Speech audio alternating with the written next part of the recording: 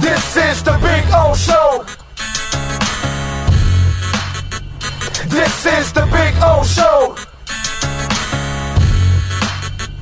This is the Big O Show.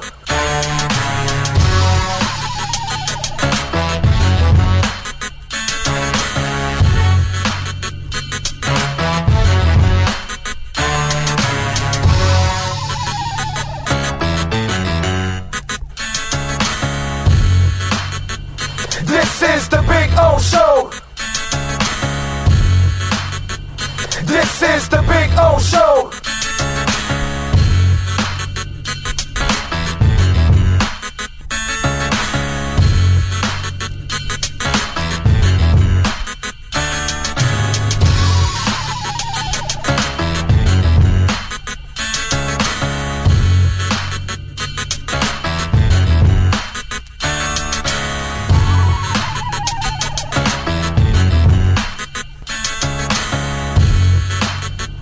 This is the Big O Show. This is the Big O Show. This is the Big O Show. This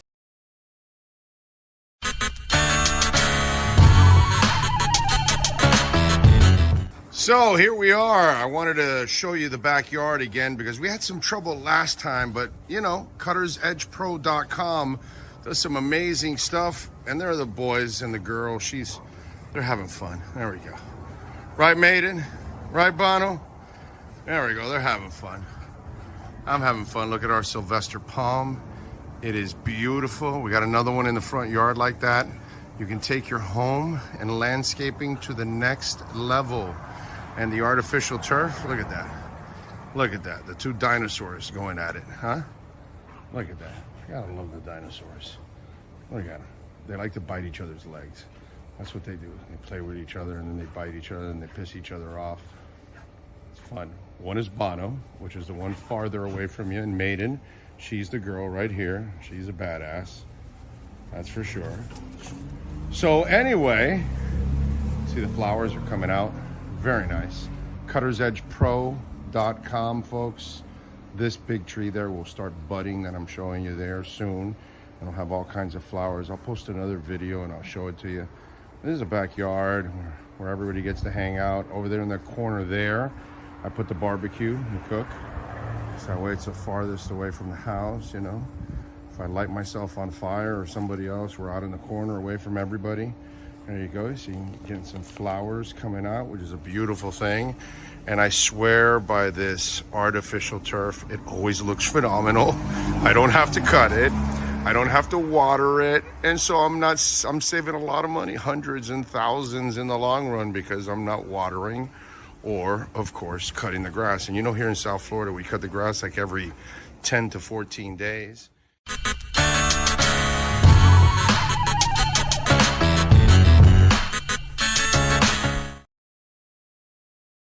When you move, you need a reliable company led by passionate folks eager to assist its customers during a transitional process that needs to be smooth. Call Essential Moving Experts at 844-368-5750 for all your local and long-distance moving needs. You can rely on Essential Moving Experts. Mention the Big O Radio Show and get $150 off. Family owned and operated. They offer free 30-day storage, full service moving, fully licensed, bonded, and insured. Moving was never so easy. EssentialMovingExperts.com.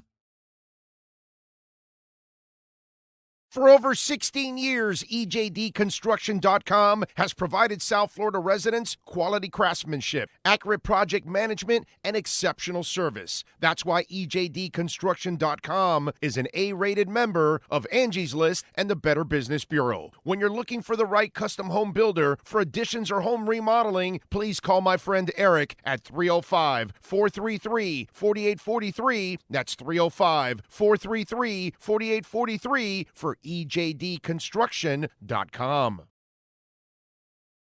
There's no need to drive around South Florida wasting valuable time looking for a new or certified pre-owned Acura. Go to the #1 volume sales dealership in the Southeast United States. Craig Zin's Acura of Pembroke Pines. Purchase with pace and space in a dealership tailored to your needs. From home buying to providing that personal touch. Contact the 2020 Satisfaction Award winner Craig Zin's Acura of Pembroke Pines. 888-776-5123. That's 888-776-5123. Or visit them at 15601 Pines Boulevard in Pembroke Pines. With more than 62 years of litigation experience handling insurance disputes, Welton Rayome is committed to resolving even the toughest insurance claims quickly. At Welton Rayome, they don't get paid unless you win. They handle complex personal injury claims caused by the fault of another in both state and federal courts. They handle auto, trucking, motorcycle, slip and fall, and bicycle accidents. Call 954-966-4646. That's 954-966-4646. Welton Rayome can help.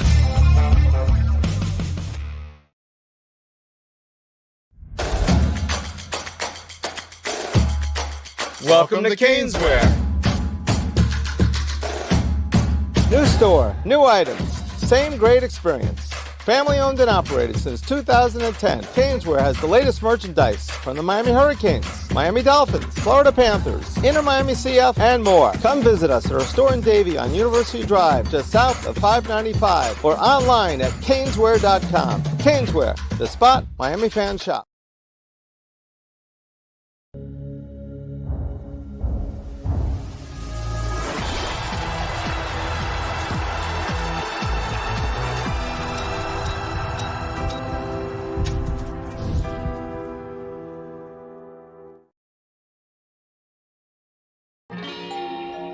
Oh, great. You have a doorbell camera. Now you have a front row seat to your house getting robbed.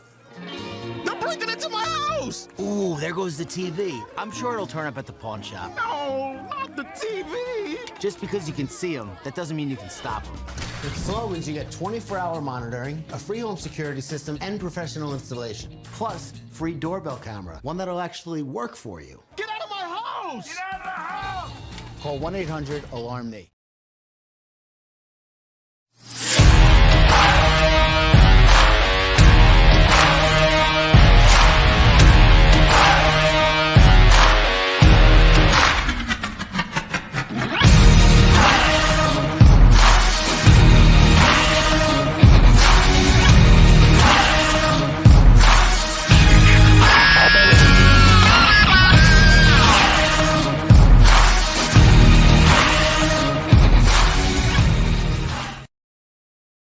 The viewpoints, statements, or beliefs expressed on the following program by the host, guests, or callers are not necessarily the opinions of FantasyXS.com, Media Group Inc., ownership, management, sponsors, or website.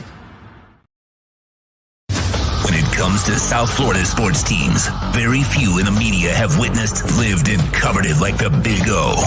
Let's start the program dedicated to your favorite South Florida teams with a passion that's unmatched. The Big O Radio Show is on. Here's the Big O.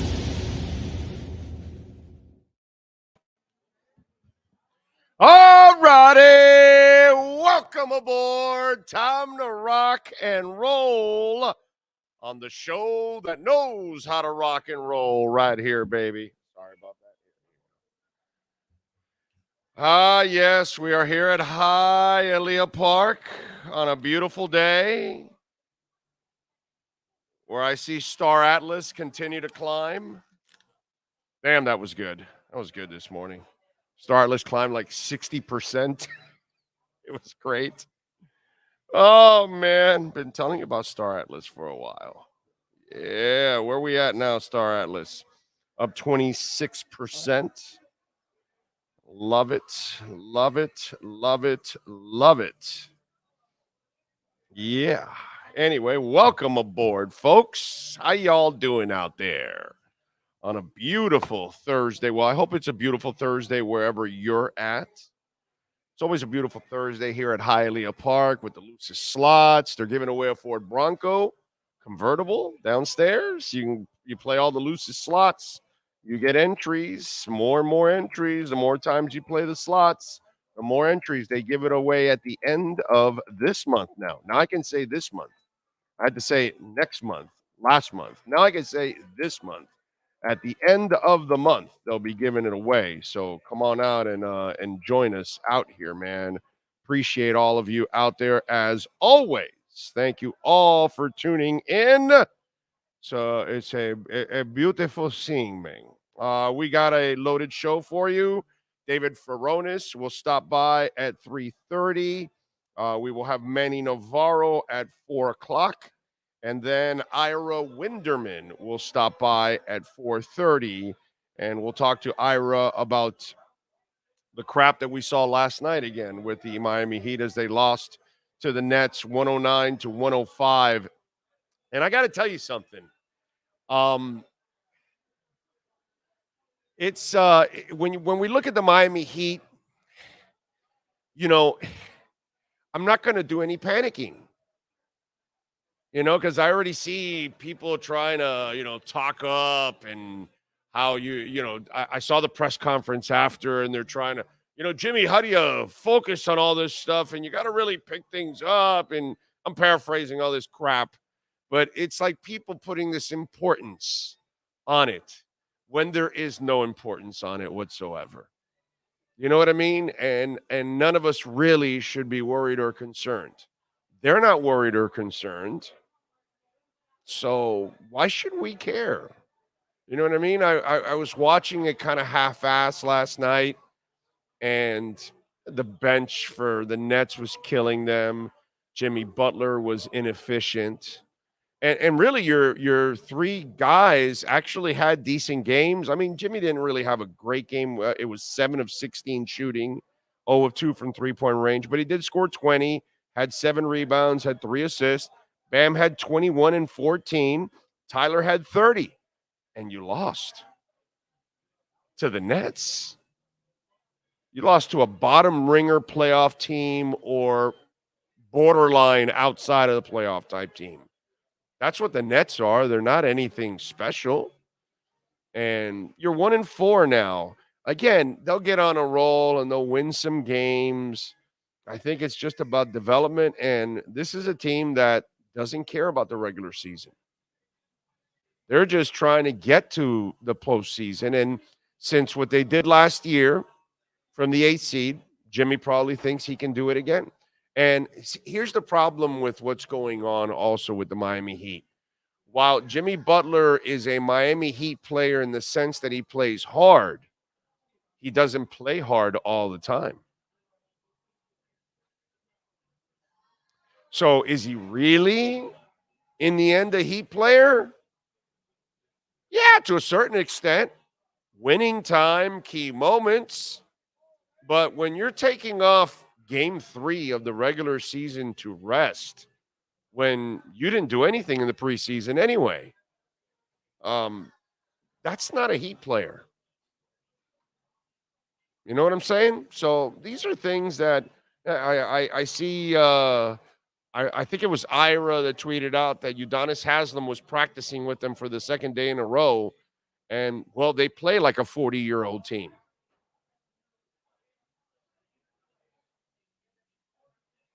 Seriously, like, what does that mean? Why is that news? Like, who gives a shit, to be quite honest? Love UD to death. That ain't doing shit for you, dude. Last year, you barely made the playoffs, and you were on the brink of exit by the Hawks. And Udonis was on the team. Practicing with him doesn't do shit for me. Means nothing. You know what I mean? So it's hard to take them serious when they don't take this serious. And it's not really a good impression that's being left on the young players now. But here's the problem, right? You can't have it both ways. I already had in the DM this morning, can we trade Jimmy? See, the problem is you can't do that now. You have to do that before the wheels come off. That's what you have to do. But, you know, you were caught up in the hype of the run the last year or two, And, you maybe had a shot at winning the title, and then you didn't win it. And so now you start to think, oh, can we get out of it? Well, you made that commitment. It's too late now. And somebody's going to have to inherit him and still worry about the back end of that contract, which is what we've all talked about. And this is why I said this extension was it was a bad idea to sign him in the first place if you didn't get another star. And it's been a great run, better than we all expected. He's been phenomenal. But the back end was going to be ugly. Welcome to ugly. It was going to happen. That's just the way it is. When they get old, it doesn't look good, dude. It doesn't look good when you watch Joe Namath broken down and he goes to play for the Rams, or Willie Mays going to the Mets. It never looks pretty. It rarely looks good. Emmitt Smith no longer looks like the same player in an Arizona Cardinals uniform. He didn't play too bad, but he wasn't Emmitt Smith anymore. Dan Marino in his final year with bone spurs in his arm and losing arm strength because of those bone spurs, not the same guy. It's not his fault. It happens. And so eventually it's going to happen with Jimmy. The wheels are going to fall off. That's why when Ira brings up about another extension, I'm like, are you out of your freaking mind? I wouldn't have even given him this extension. I would have traded him before you get off. I'm big on that, dude. On getting off the gravy train before it's no longer the gravy train. So you got to live out this contract now, and it's got, I believe, 2 more years left. I believe it's 2 more years left after this, if I'm correct. I mean, come on, dude. This is what it is. And it's only going to get worse as the next couple of years go on, and you don't really have the other star to really lift this team. Look at the teams you're losing to, right? 2 more years left, I'm correct? 3 more years left after this? God, what a tear. We're in the 23-24 season. Oh, yeah, if it's his player. No, yeah, it's only 2 years. 23-24 season, and then it's 24-25, and then the player option for 25-26, which of course he's going to pick it up. It's $52 million, and then he's a free agent. Right. So, it is what it is. It was going to happen at one point or another, and it was going to get really ugly. And this is, just prepare for it. You've had a great ride with him. Better than any of us ever expected. Okay, and it's not over, because Spo's the best coach in the league. He saves Pat Riley's ass all the time now. Constantly. Because that front office has made a whole bunch of bad and absolutely terrible decisions the last, 7, 8, 9 years. There's been so many bad decisions. And maybe Spo is part of those bad decisions. I'm not sure. That's the part I don't know how much he had to do with certain things. I am convinced he had nothing to do with Whiteside. But that's a whole other conversation. That's what it is, unfortunately. So we're going to have to deal with it, And 1-4, whatever, man. When you guys want to play and wake up, tell me, and I'll get more interested into it. They play Washington tomorrow. Maybe they can beat them. Tyler, still can't defend, but at least I see him offensively. He's on a tear, man. Good for him. Good for him. Mucho credito to him for that. By the way, you saw those new jerseys that they got out, the Heat culture.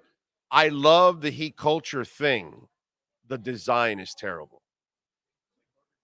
Yeah, it looks terrible. It's a cheesy look. You guys are way better with the Heat. You guys are way better when it comes to marketing than that. You've come up with the MASH stuff, which I thought was super cool. The Vice jerseys were amazing, dude, especially the black one that I love so much. All the other jerseys, the red, the black, the whites. I love practically every Heat jersey that's ever been created. Okay. I love the Floridians that they brought back and everything. I have one of the Floridians, a Wade Floridian one, but that new one, Heat culture, and it's like kind of small up here. It looks cheesy. It looks like something that you would, use as an overshirt on a jersey. It's the shirt that you would take off before you actually had the jersey. That's what it looks like. It was bad. Bad, bad, bad. I don't know if you can find one and pull it up for us there, but it is an absolutely terrible look. You guys could have done so much better. And I love the Heat culture theme because it's real. And, I love, they should stand by that with a ton of pride. I don't care if people get bothered by it. It is real. Riley and Spo have created that Heat culture. It is real. Players and teams are constantly better because of them. So that is a real thing, and I have no problem with it. But, man, the design, wow, did that fall short. That shit was terrible. Omar Lopez, I see, is number 1 in the house today. Giovanni Perez, Vinny Leña, Frankie Fresco. Oh, today's your birthday? Happy birthday. Damn, that slipped me. That's right, November 2nd, dude. Damn it. How come I didn't get a warning on my phone? I'm pissed now. I got it on my Amazon phone. I mean, on my Apple phone. How come I didn't get one? No, but I have on Apple, you save people's birthdays, and then it reminds you that day that it is the birthday. And I'm wondering if it came up and I didn't realize it because I have so many damn things that pop up. I'm already down at 6:30 a.m.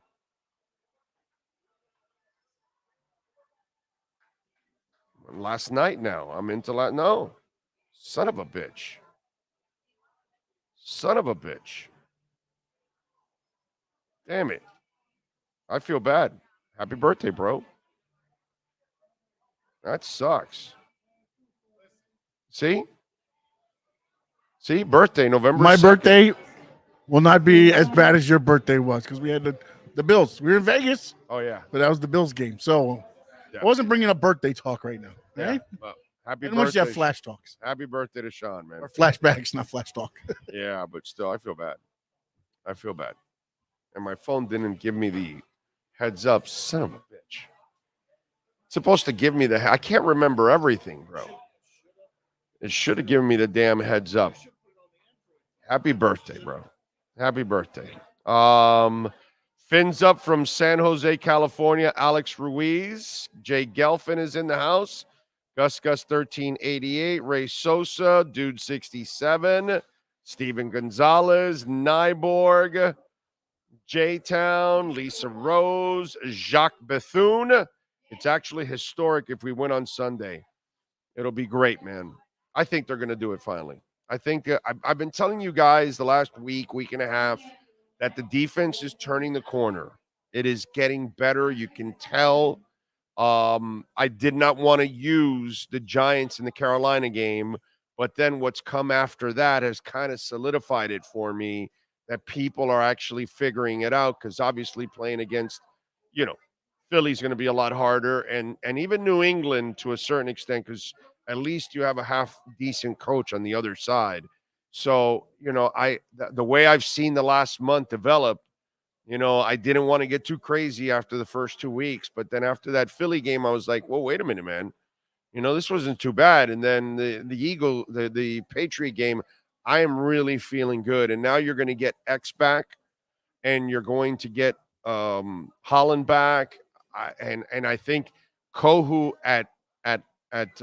see, here's the other thing that a lot of people haven't talked about enough. I think Kohu and Holland, I kind of like my chances against Kelsey with that, at least. because you've got a smart guy and a physical guy with him. And if you can bracket his ass that way, okay, I really like the combination of now moving Kohu inside because now you have X and Ramsey on the outsides. And let me tell you something about what was said by Fangio today in the press conference, where he said, hey, I could see Kelsey and Ramsey running into each other, all that. And I think, in a way, Fangio threw it out there that he could move things around. That's just to get Kansas City to think about it. He ain't moving shit. X will be on one side. Ramsey will be on the other. Kohu will be the slot. Everything will be normal. Nobody's moving. Now, if Kelsey ends up on the outside by Ramsey, that's what he means. Since they move Kelsey around, he could end up, in a zone type situation where Ramsey ends up picking him up if he lines up to the outside. That's what he meant by it. Nothing more. I know writers are going to write. I know sensationalism steps in, and you're going to have people writing articles. Will Fangio move Ramsey around, and it'll get you to read, and it'll get you to bite, and all that. And I don't do this shit for clicks and views. Okay? I get it. It's what we live on and all that kind of stuff, but I'm not doing it just to do it. I'm not bull crapping you guys. Okay? Like, should they go after La'el Collins? Silly stuff like that when that's never there. What was the other guy? The former Raven that's been working out and Fluker, DJ. Should they sign DJ Fluker? And I kill it right away, and I tell you the league doesn't trust his knees. And by the way, they don't trust La'el Collins either. Okay? And I just kill all this stuff. I don't need to tell you, well, should they trade for Dalvin Cook? They could trade for him, this, that. You could use him. No, I'm going to break it down and tell you, hey, guys, they're not going for Cook at all unless Cook wants to be here for practically nothing. Now, if he wants to sign on their terms, that's fine. But they won't be trading for him. Okay? They won't be trading for Jonathan Taylor and giving up any. Now, if the Colts want to give him away, they might be interested in giving something up. I don't like to lie to the public. Why? Because I'm a fan like you are. I care about the Heat, the Dolphins, the Marlins, the Canes, the Panthers, the Heat. I mean, who am I missing? Inter Miami. That's the only one. FIU, FAU. I'm not going to BS you guys just so I could get clicks, just so I could get more views. Hey, did you hear how Big O broke down if they add Dalvin Cook, how they'll break down the carries and all? Why am I going to waste my time? Waste your time? Not doing that. Not doing that. So I'm not going to do what I know is coming. Oh, Fangio talked about he could possibly move people. Somebody's going to write it, or many are going to write it, and I'm just going to tell you that they're not going to do it. Okay? As I told you weeks ago, they're not moving anybody around. They're going to keep everybody on their sides. That's what's going to happen. Okay? That's it. Could I see in a Super Bowl, AFC Championship game, final play of the game, and they say, brother, we can't leave Kelsey alone. Move Ramsey over right in front of Kelsey. We'll take our chances with the receiver. I could see that at the end of a game, last drive, last play. They needed to win it. There's where I could see it. Sunday? No. Everybody will be on their sides. That's all. Last thing you want to do with X on a growing is also start moving him around all over the place. Okay? So, this is where, and I kind of like Kohu getting physical with Kelsey up along the line of scrimmage, right? And then Holland picking him up on the bracket. I love that because you can leave the other two guys on the island. The thing with Fangio now is you get those corners, it allows him to do more with the other 9 guys. That's what changes. That's where he can play with the whole situation, with any other pressures or blitzing or any other type of coverages that he may want to, pull, zone-wise. But on the outsides, if you can just have those two guys just take out those receivers, then all of a sudden it just makes your job that much easier because it's 9 against 8. Because the quarterback doesn't count. All right. Think Blue Dodgers is in. Rosendo says, Happy Souls Day, Big O Nation. May the mighty bless you with prosperity, patience, happiness this Thursday while making your life easier than usual. Let's hope so. Thank you, sir. Giovanni is in. One-Eyed Jack. George Caravaggio says, let's go Dolphins. Josh Hart. Noel Doubt. True Fin Fan. Brian Walter. And by the way, True Fin Fan says, wishing you health. Lots of health, my brother. You, Sean. Happy birthday, he says. Greetings from Half Moon Bay, says Jerry G420.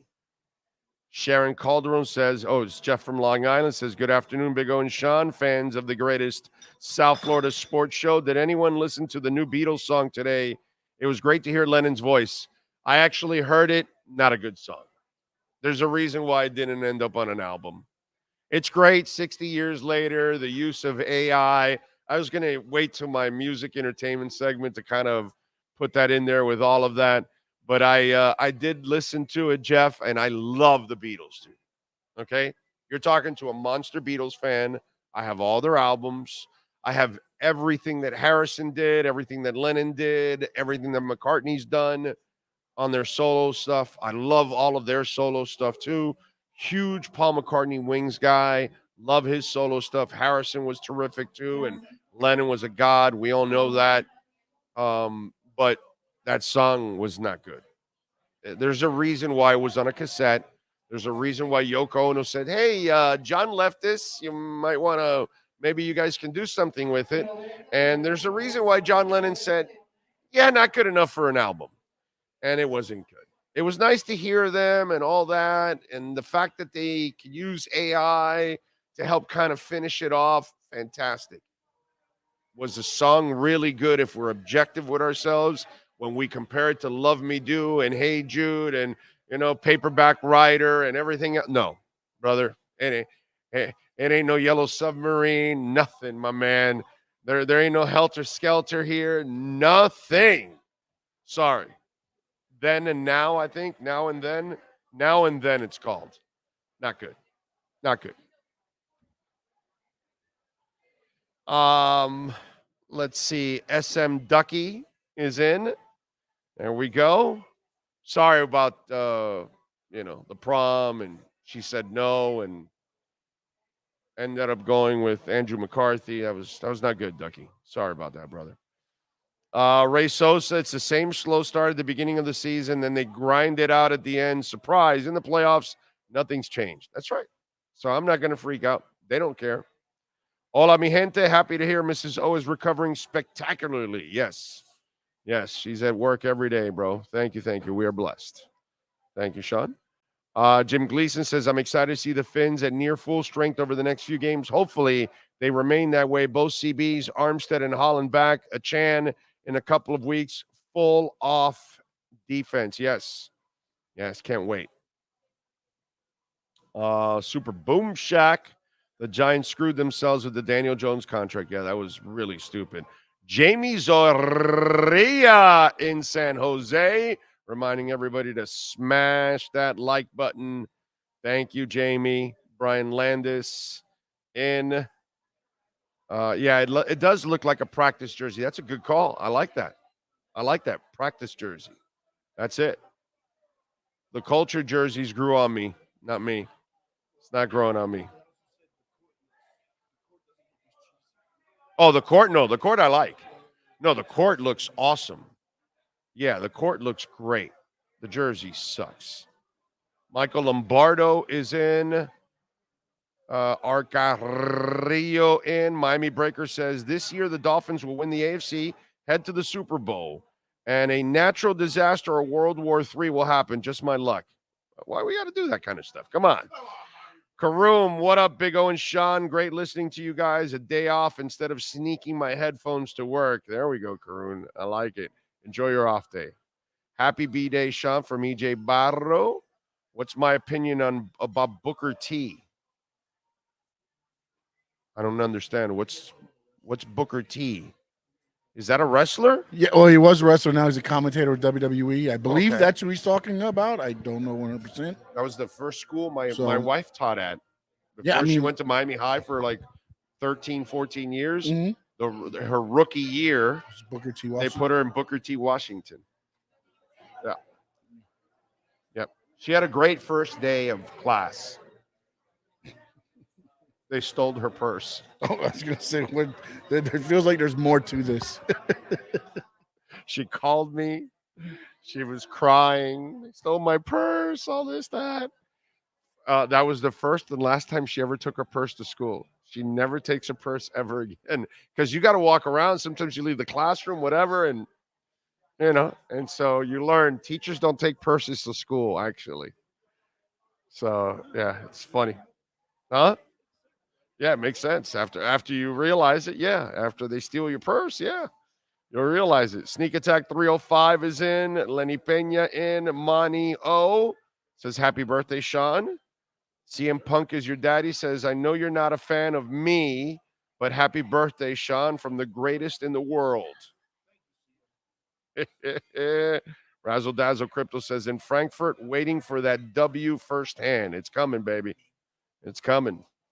Good afternoon, Big O from Super V. You set the standard for sports talk radio and you educate me every day on different topics. Thank you, bro. I appreciate you. That's very nice of you. Very nice of you. We work hard, man. We work hard to put a lot of information in our noggin to try and pass it on to you guys. And we're just not a regular talk show, a sports talk show. We're just not only about sports. That's all. And that's my fault because I'm older now, man. I'm 57 and I have other interests, and that's kind of the way it goes. Brian Radke is up in Hollywood, California.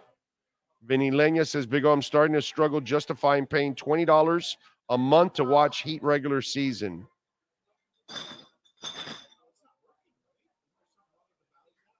Yeah, there is something wrong with the Bally's app. Yes. Yeah. They've had something wrong with the Bally's app. Let me,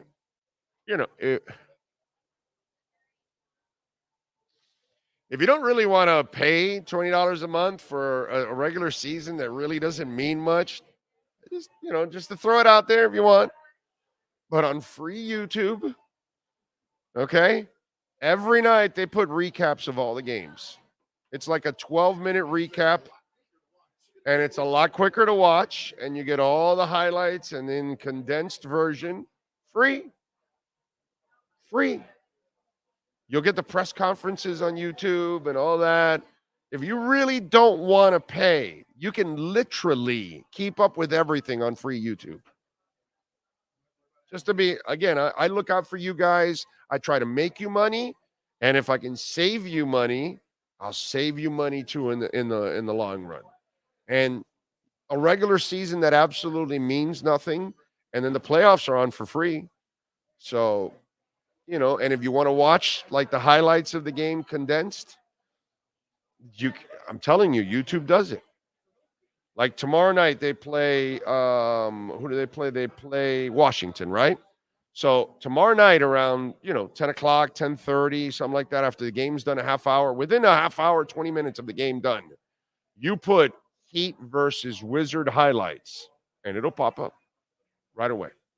10, 11, 9-minute, 12-minute thing, all the important plays, everything condensed. Boom. Last night is 9:29. See, I know what I'm talking about. I don't bullshit you guys. So you could do it that way if you want to, and save yourself money and the hassle with the Bally app that's going on now, huh? What? And just aggravation. Right, and aggravation. Sitting through and knowing what they can do and they're not doing it. Right. Aggravation of watching three quarters of Jimmy Butler not trying whatsoever, and then in the fourth quarter, hey, let me try something. He's played the last 3 games, right? Yes. So he's sitting the next one. No, he's not. He's played the last 2 games. The third game he missed. Okay. Because they're 1-4. 4. Yeah. Yeah. So he's got 2. So he might play. It's not back to back. He might play. Might be, and it's a tournament. It's a tournament game. So, Vinny, if you want to save yourself money, you can do it that way, my brother, and you can keep up with the entire. I mean, really, dude, it's the regular season.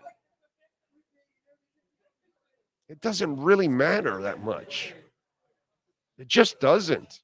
You could just watch your TNT games and whatever free games they want to put on NBA TV if you have that already, and that's it. You can watch NBA Game Night, and they go around and all that stuff. So hit that like button, folks. Smash the hell out of that like button. Huh? 70 what? And how many are watching? How many watching? 186. Okay. 72. Let's see, what else do we have here? Rosendo, party Jim Gleason, happy birthday to the great Sean. Jeremy Hagan, Fins up from NorCal. JD Fins fan. Aha. Okay. Good morning from Australia. God, I'm dying to go there, Broncos. I am dying to go to Australia. I will now. I will. By 2025, I will start traveling a little bit more. That's my prediction, and I'm sticking to it. Oh, is this going to be a down year for the Heat? Oh, it's too early. Bro, Spo is so good. They'll figure shit out. You know what I'm saying? I'm not going to panic because Spo's the best in the business. Money. Oh, thank you for the love on the super chat. That is very nice. Happy birthday, Sean. Miami Dolphins will win the Super Bowl. Tua for MVP, and Sean and I will be there to witness it, baby. Krillian777. Oh, is it just me, or are you just as hyped as I am to see Ramsey X and Snowman all starting? Yes, dude. I am super jacked. What I'm jacked about, look, I've been jacked about the whole team the whole time, and the coach, the quarterback, the front office. We have the whole combination. We have the whole, and an owner that'll spend like it's going out of style. He will not. There's no questions here. Okay. There's no downshift. There's no neutral. Like sometimes we see maybe with the Heat a little bit. Nothing. It's full go. It's nitro bottle the entire time for Stephen Ross, and I love that. So I love everything that we have right now. Why do you think I was so humongously pissed with that fraudulent performance against the Bills?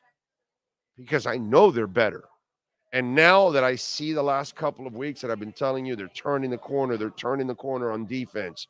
And now you're going to get Ramsey back. And now you're going to get X back. And now, you're going to get Holland in the mix now all of a sudden. And Armstead looks like he's going to play. And Connor Williams looks like he's going to play. Things are coming together right now. And especially on defense, I am really jacked about the Dolphins this week, and I'm going to pick them again because I know that they're crossing this elite threshold this season. They're too good, man. I've covered way too many Dolphin teams. I've been watching Dolphin football for 50 freaking years. Okay? This is the real deal. These guys can make some noise. So yes, I am incredibly jacked for this team. Super Boom Check. I have to be honest, I can't watch baseball or basketball games anymore. I have a couple of friends like that, Super Boom Shack. In fact, I called a buddy of mine yesterday while I was watching the World Series, and he was like, "Oh no, dude, I have no interest." I actually watched more of the World Series than I did the Heat game yesterday. I put the Heat game on the side because it just and the game wasn't much. It's just, it was crazy, bro. What's that? Yeah. Send him a reminder. He's in Germany. He's in Germany. So invest your money into a Roth IRA, then spend money in a sports venue. Yeah, put it in a Bitcoin, my brother.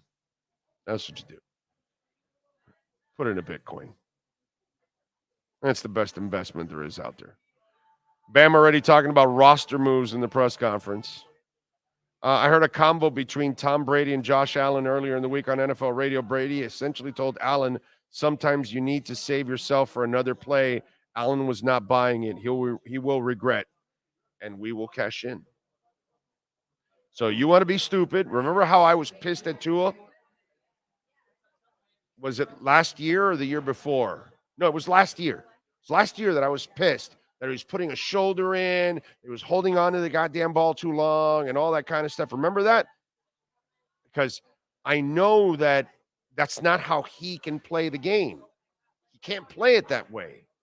He won't last. I told you, he won't even make it to his 7th year in this league if he plays like that. And look how he's playing now. God, I love it.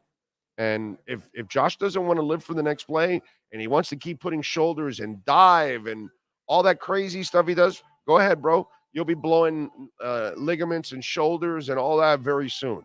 Not that I'm wishing it on him, but it's the inevitable. Drop a like. Sorry to scream, but do it. Thank you. Thank you, D. Jesse. Search up name Luis Claudio. The Jesus Heat. His channel has 5 to 8 minute highlights of all the Heat quarters. There you go. All right. Big O agree. We just have to have patience as long as we have luck and good health. Amen. Where can you buy Bitcoin? Binance, crypto.com. There's lots of Bybit. There's lots of DeFi. There's lots of crypto exchanges. There's lots of places that you can buy Bitcoin. Do not buy it on Cash App or Venmo. Do not buy it on what's that stocks platform that is really famous that people, it's very Robinhood. Don't be buying it on shit like that or Webull or anything like that. Buy it on a crypto exchange.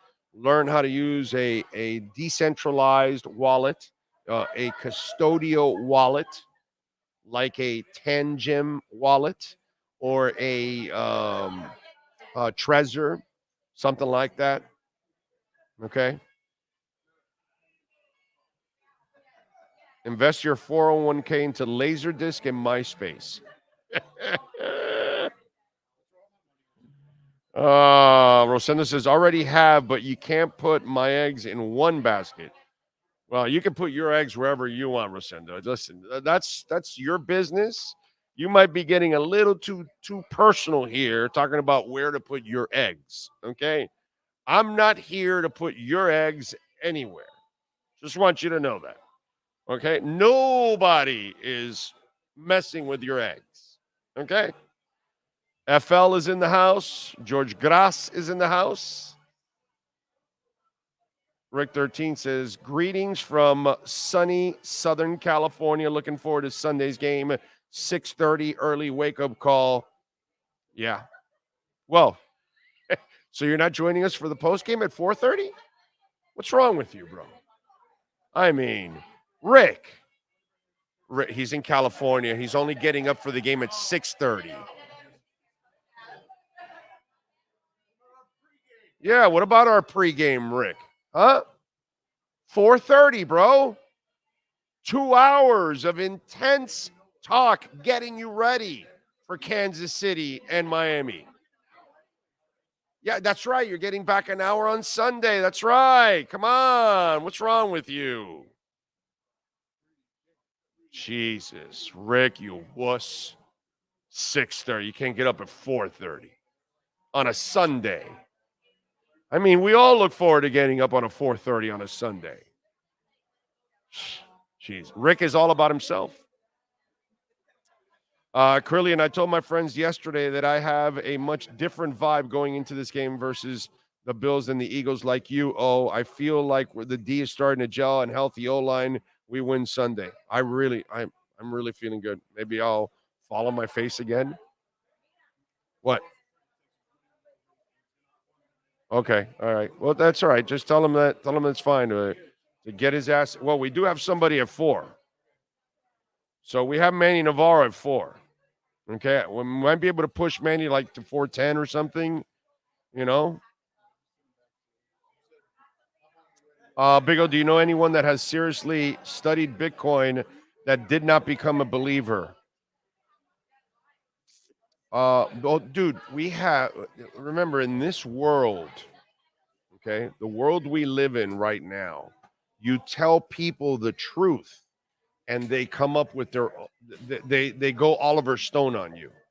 So it doesn't really matter. Like, I know this really smart guy. He's really smart. He won't believe in Bitcoin.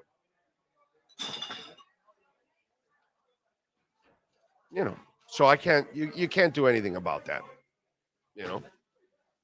So everybody has conspiracy theories. Even though the truth is out there, right? The truth is out there. There was no rigged election. Let's touch a really touchy subject for some of you Trumpies out there. There was no rigged election. Like 60 court cases, they all shot down. There's not an ounce of any proof whatsoever that there was anything going on. And yet they'll make it up. Why? Because you lost and you're a sore loser. That's all. Nothing more, nothing less. That's how this world is. You tell them the truth, and they still invent whatever they want because it doesn't fit their own narrative. So there you go. And you got a bunch of Trumpies that are all falling on their faces, and they continue to follow the big lie. So 60 court cases. You tell them the truth, and they still go another way. What are you going to do, bro? It is what it is. Rick 13 says 4:30 a.m. My bad, Big O. What was I thinking? Love you, brother. Appreciate you. Better church song. Under the Milky Way or Reptile? Destination.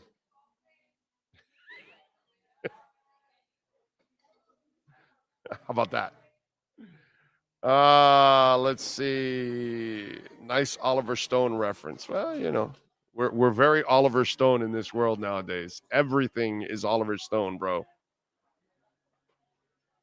DJ Khaled from Louisiana. What the hell?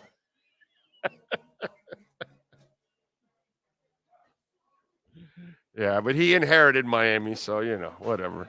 I mean, listen, it's all right if you lived here for a long time and you want to inherit us. That's fine. I have no problem. But, in order for you to really say you're from somewhere, you got to be born there, You got to. You can't just say you're from somewhere. Hey, I'm from New York. Well, you weren't born in New York. Hey, yeah, you're not from New York. So, you weren't raised in New York. You've been living here for 10 years. Okay, no, I live now in New York. I'm not from New York. It's a huge difference, So, Metropolis for you. Okay. I got no problem with that. They were so good the other night. It was just so awesome to go see them. And I love this shirt too, actually, because I don't have a lot of long sleeve shirts. And I figured for winter that there's a couple of days a year, or if I go out somewhere. And then I said, hey, wait a minute. When I go to Hialeah Park, it's also cold here. So I can wear it here at Hialeah Park. But it was good. It was good. By the way, the money is coming in on the Dolphins. The Chiefs are only favored by 1.5 now. So apparently, this was at 2.5 on Monday. It went to 2 on Tuesday. It went back to 2.5 on Wednesday. And now it's at 1.5 on Thursday. That's a 1-point swing. That's because the bettor said Armstead's dancing. X is back. Holland is practicing. They got Ramsey back. Connor Williams is no. And they went like that. Okay? That's what happened there. And so everybody else is like looking at it. And what is so cool is that the Dolphins are getting that respect around the league. They're getting noticed. You saw the kids we showed you yesterday trick-or-treating in New Jersey.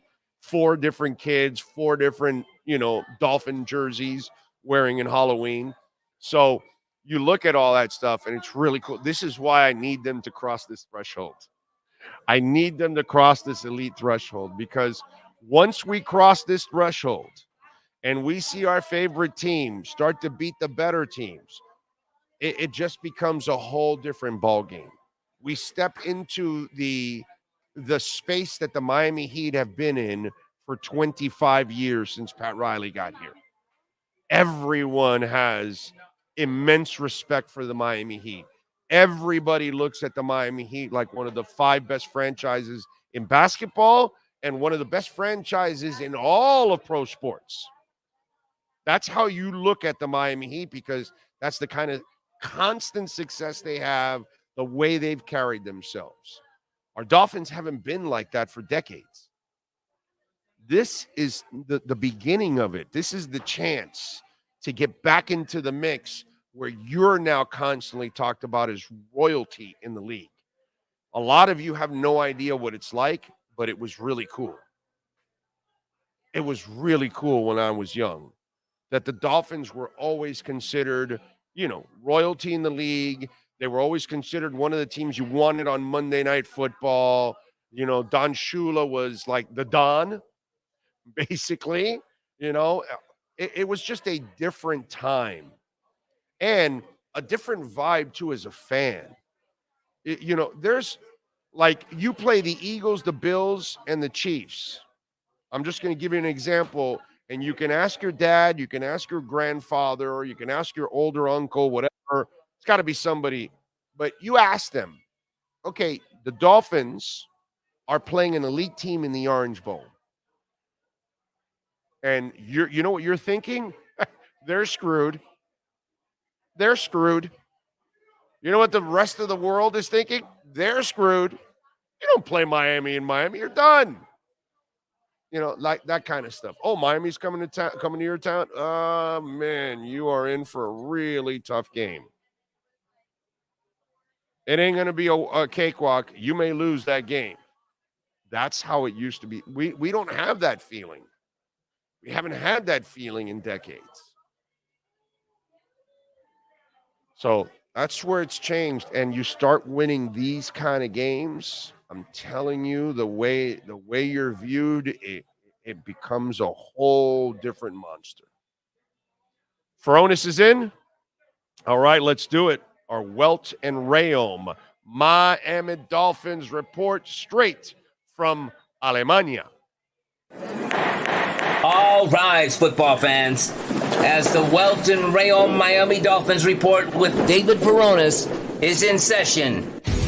Welton Rayome has more than 62 years of litigation experience handling insurance disputes. They are committed to resolving even the toughest insurance claims quickly. Call them for a free consultation. 954-966-4646. Here's Miami Dolphins insider David Furones. All right. There he is. How you feeling, my man? How much beer have you had since you've been in Germany? If I had since I've been here, not yet, but I'm really hoping to have a lot of it Friday night and Saturday. But it's just been a hectic work schedule getting in here, adjusting on Tuesday to get acclimated to the time difference. I did not sleep on my flight, so I needed my Tuesday to get right a little bit. And I had work to do to begin with. Today, which is now already almost 9 o'clock over here in Germany, and Wednesday was just straight work all day. Injury report coming out at nighttime with the 5-hour time difference, which will be 6 hours on Sunday. So, a lot going on, but I'm hoping once this practice week ends on Friday, I am really able to enjoy this city. And by the way, is the injury report out yet? Yes, we do have that injury report at this moment. Is that the one that I got here, that Hunt did not practice? Brandon Jones also did not practice. Oh, he didn't even make the trip. Right. Barrios and Bethel downgraded to limited, and Mostert and Smythe upgraded to limited. Is that the one we're talking about? Correct. Yes, that we have updated as of Thursday here in Frankfurt. So okay, a second consecutive practice that Rob Hunt misses. So that's not a good sign for his aspirations to play on Sunday. So they were taking it day to day, and we see these first 2 days, he's not out there. And then Brandon Jones Obviously, very much a long shot. I mean, Mike McDaniel didn't want to rule it out before Wednesday's practice, but dude, the guy didn't travel to a 9-hour flight to Frankfurt to deal with concussion protocol in South Florida. I don't think they're going to rush him over if he suddenly is cleared. And he hasn't even gone through a limited practice and then the full practice before, as you go through the different stages. And yes, Braxton Berrios and Justin Bethel pop up today. So they were healthy going into the week. But whenever that happens, that means that those injuries occurred at that practice. And then we'll see if they end up camp making it on Friday. That means then it's not looking good for them.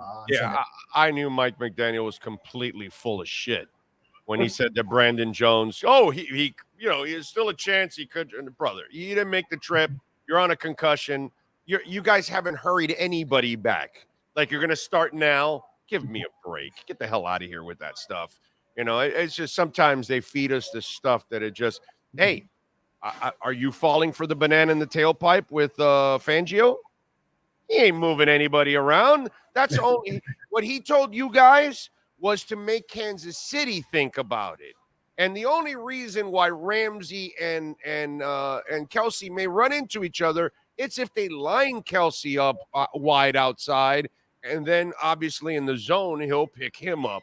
That's what he was talking about. Are you believing anything about this? Because I'm sure some of you are going to start writing, "Oh, well, Fangio move him around," and he's not going to move anything around. Yeah. Well, I mean, with Jalen Ramsey specifically, he has played that star role, very versatile in the secondary with the Rams. So that is something they could eventually do. I know Vic Fangio previously said he doesn't want to do it early in Ramsey's return. So we obviously didn't see any of it. I guess he doesn't do it. He doesn't do it in his scheme. Yeah. He doesn't do it. And we know he didn't do it against Buffalo with Reagan Howard. Forget about what Ramsey's done. We know what he can do. He will not do it because he has to then trust everyone else to do their jobs. And they're already learning his scheme as it is. To then change it on the fly, it becomes too confusing, dude. Yeah, but at least, like, say with a guy like Kader Kohu, he already has had to move inside to the boundary. So in the base defense, he does play on the boundary. And then when it's nickel, when it's been Eli Apple to this point, which now as you get defensive backs and corners healthy, then you can sort of ease him out of the rotation. Then now Kader Kohu is the nickel quarterback. And then he would be the nickel full-time once you have Jalen Ramsey and Xavier Howard on those opposite boundaries. So he's a guy that has been able to move around based on changing between the base and the nickel. So there is some of it. So he's capable of at least tweaking some aspects. Okay, but he's not going to move Jalen around to follow Kelsey. Trust me. Trust me on this. Yeah. Trust me on this. That will not happen at all on Sunday. Everyone will stay on their sides, and they'll run everything accordingly. What I've talked about is if you have him inside, I bracket him with Kader and Holland. And Cater's a physical guy. He's fearless. Brother, I would jam his ass as much as I can. And once you get past me, well, then Holland's picking you up right away. And that's what I would do. That's the kind of follow I would have in the middle of the field. I'd have Kader follow you, and I'd have Holland bracket your ass. That's what I would like to do in that case. Your thoughts on that? The only thing with Kader, and he is very physical, but the height differential would be something to manage against Travis Kelce. So some jump balls, and that would be a challenge for him. And about the gamesmanship, Coach Mike McDaniel loves to do it. We know that from watching him over these 1.5 seasons. Just leave things as open as possible leading up to the game so that the opposing team has to prepare for as many different variations. I will say one thing. Vic Fangio, since he's been here, has sort of shot it straight with what he's really thinking in these press conferences, not as much of the gamesmanship as Mike McDaniel and leaving things ambiguous. So I will say he has been, for the most part, truthful. And he left it as sort of, he wants to do it eventually, and maybe it's in this game. And even if it is in this game, it would be very little. It would be just to give Travis Kelce some different looks, just so he's not so settled in going in against the same guy all the time or just seeing the same zone coverages. By the way, since you like to use Jalen Ramsey did it, and then that. Well, you remember Kader Kohu and Mark Andrews last year? Let's see. All right, so that was week 2, Baltimore. So was this in the early portion when things weren't going well? No, this is what I'm talking. You said you thought Kelsey and Kohu would have right high pointing the ball. Do you remember Mark Andrews last year with Kohu? Okay, what happened with this one? I'm trying to remember the exact instance. He's the one that skied and got the interception. He went up and got an interception one-on-one against him? Did either catch it or deflect it up in the air from Mark Andrews? I forgot how it went. No, because Kohu's first career interception was against Green Bay. I don't know if it was his first or second, but he high pointed a ball. No, because, that game was way earlier, so it couldn't have been that he intercepted it. Okay, I'm not sure if he intercepted or deflected, but he high pointed the ball on Mark Andrews, and Mark Andrews is, he's a talented dude. He's one of the better tight ends in the league. My point is, I think Cater can do all of that. I think he's a great athlete, period. I think he can high point. I think he can get physical with people. I think Miami is going to now really take off if you keep these 3 healthy now, because now you've got everybody in their natural positions. And Cater, I think, is going to be a terror inside. Yeah, and I do love his physicality, of course. So, and I mean, the type of athlete he is, hey, he can jump with them now. But then there's a certain point eventually where a taller pass catching target, then he's not going to be able to outjump a guy by a certain amount. And hey, Mark Andrews is. I don't have Mark Andrews' height and Travis Kelce's height in my head, but they're both bigger targets and great at high pointing the ball. But I have to look back at that clip then of Cater Kohu against Mark Andrews. It wasn't an interception though, because he had 1 interception last year, and I remember it came against. Maybe it was a play nullified by a penalty. Maybe it was a pass breakup. What was it? 6'5" Mark Andrews. Okay, that's pretty big. Yeah, that's impressive. Yeah, and you got to go see that play again. That was a beautiful play by Kohu last year. How he high pointed that thing. That was nasty. When he did that, that was showing like another level of what kind of player he can be for this team. So you're expecting Connor to play Armstead? I mean, he was dancing. He was dancing. Yeah. That's all. Yeah, I mean, I think he could probably do that on the bad knee anyway. We know he does have swag. He does have swag. Has that swag. He's posted those videos, that birthday one on the boat. Swag. He is king of swag. There's no doubt about that. He personifies cool. That's when I look at Teron Armstead, I just look at a cool ass dude. That's what I look at. Yeah. Hey, I mean, he does his rapping thing on the side, so you already know that much. I mean, it would be pretty quick for Teasted there. We know he's able to manage his injuries well. Seeing him in practice, it doesn't appear like he has his, I mean, not range of motion. I think he has that, but just probably would need a little bit more time. And it's very limited what I've been able to see. A few individual drills, not even close to full speed or team reps where he's really going against a defender on the other side. So, the coaches know what they've seen when he's gone up against Bradley Chubb in practice. If he has to this point, we're not seeing that portion of practice. But, I would think ideally then just let him get this practice week and then give him the bye after that. And then he's really strong for the week after against the Raiders. All right, can you settle this shit because everybody's losing their mind? They say rain could be in the forecast. Is that a dome stadium or not? What I have researched, I have not seen the stadium yet. There has been nothing at the stadium yet, but I've researched it is a retractable roof. Okay. So I believe if there's rain, they would close it, and it would be cold rain. Yeah, I mean, I don't know if they're going to close it, bro. The people are paying a lot of money. Yeah, to go there. They're going to close it. Make sure everybody has a really comfortable. So weather will not be an issue whatsoever because it's retractable. Okay. So that's cool. Yeah. And if not, then it will be cold out. It'll be, but I mean, like similar to Philly, similar to Sunday Night Football in Philly. So it's not like, they've already played in this once now a couple weeks ago. Yeah. But you're not playing in snow. And again, it has a roof. So you won't get snowed in. So it doesn't really matter. Once you put the roof, you're going to have the temperature of the stadium inside is what you're going to have. Not anything else. You know what I mean? How many does it hold? I do not have the capacity. Let's see. I guess your research wasn't deep enough. Well, not that deep. I don't usually go into games knowing the capacity of road stadiums. I'm just wondering if there's a lot of people to warm up the place. That's all. Oh, yeah. I do see 51,500 spectators for league match. Oh, okay, and 48,500 for American football on a quick. So it's like a 50,000 seat stadium. Okay. Yeah, it could be like Hard Rock Stadium for a decent game. Well, probably one of the better ones. Florida State, yeah. Yeah. Florida State. I think they'll pack it in a little bit more than the 50,000 range.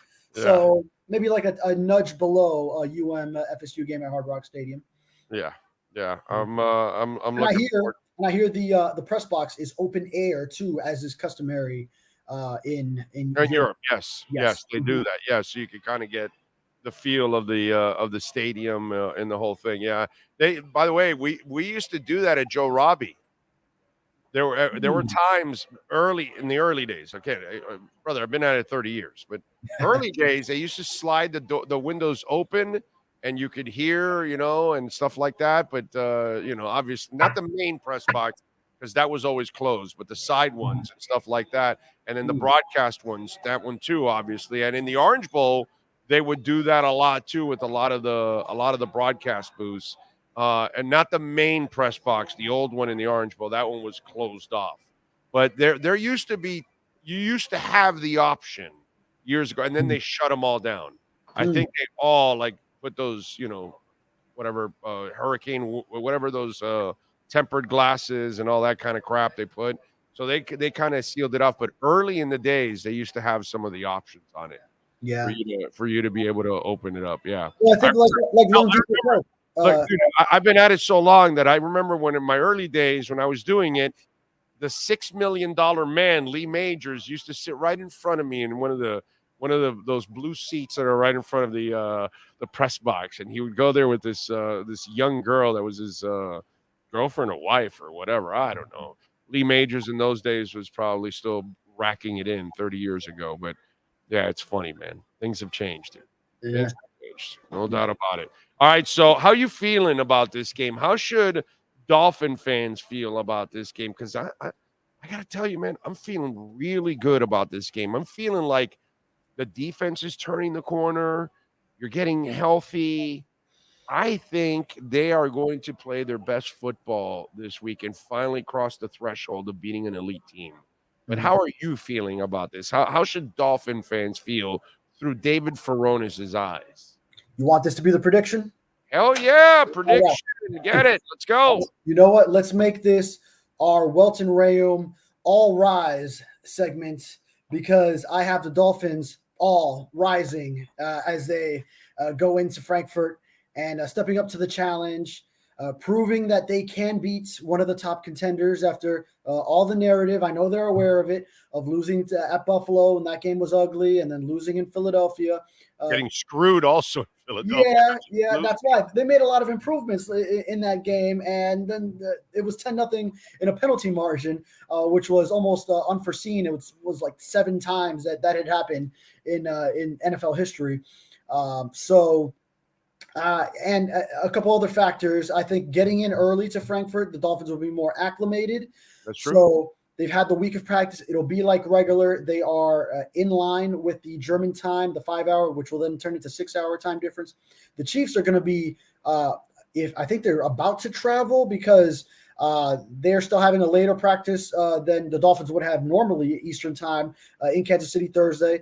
Then they got to get out and get in there Friday morning. They're probably going to be really tired for that one Friday practice that they have, and then use obviously Saturday before the game. But there's an advantage to how the Dolphins are doing, and I think they're just going to be better prepared to face one of the contenders and motivated. And Tyreek Hill probably will go off against his former team. I see that as well.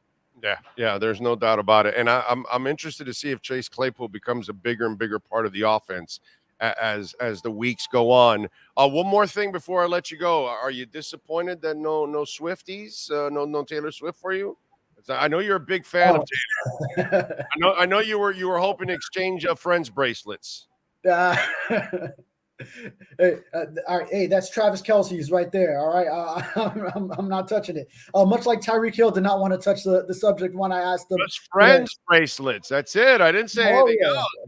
You're not see, this is how much you have the hots for Taylor Swift. You're already thinking about other things. I just said friends bracelet. That's it. That's all I'm saying. So hey, that's the good thing. You won't have that craziness to deal with. Holy crap, that would be yeah.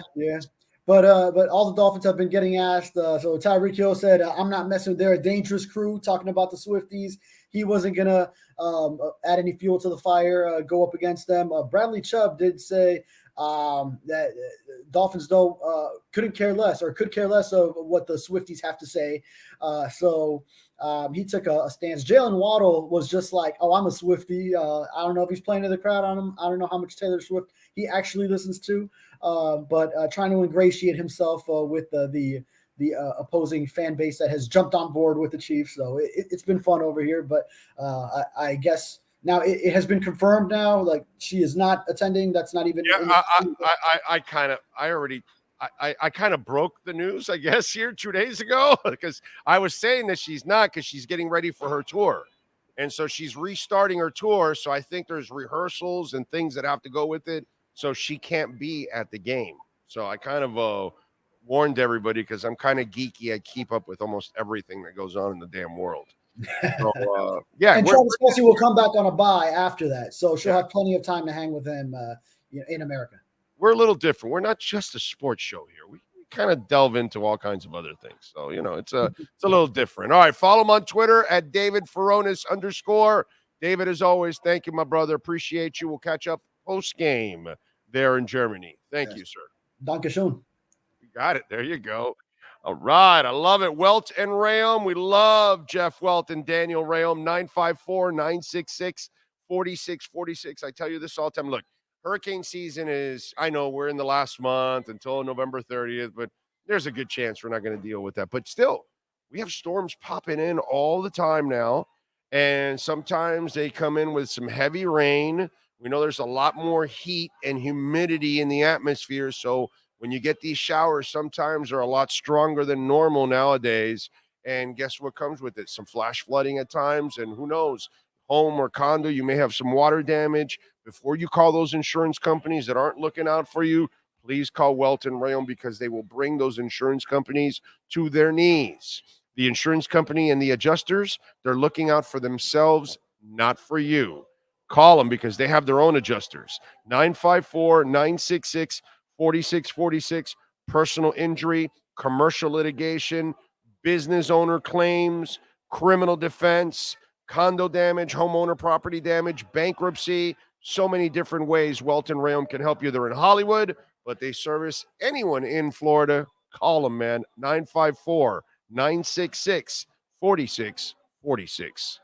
This has been another session of the Welton Rayome Miami Dolphins Report with David Furones. At Welton Rayome, they don't get paid unless you win. They handle complex personal injury claims caused by the fault of another in both state and federal courts. They handle auto, trucking, motorcycle slip and fall, and bicycle accidents. Call 954-966-4646. Welton Rayome can help.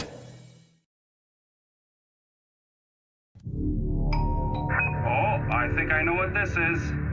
Houston, we have a package. Hello? No matter where you are, the Sloman Shield home security system guards your home. With next-gen perimeter protection, 24/7 monitoring, and interior motion sensing. And right now, get a free Sloman Shield security system and doorbell camera, all professionally installed, for free. Shield your world, the Sloman Shield. There's no need to drive around South Florida wasting valuable time looking for a new or certified pre-owned Acura. Go to the #1 volume sales dealership in the Southeast United States. Craig Zin Acura of Pembroke Pines. Purchase with pace and space in a dealership tailored to your needs. From home buying to providing that personal touch. Contact the 2020 Satisfaction Award winner Craig Zin Acura of Pembroke Pines. 888-776-5123. That's 888-776-5123. Or visit them at 15601 Pines Boulevard in Pembroke Pines.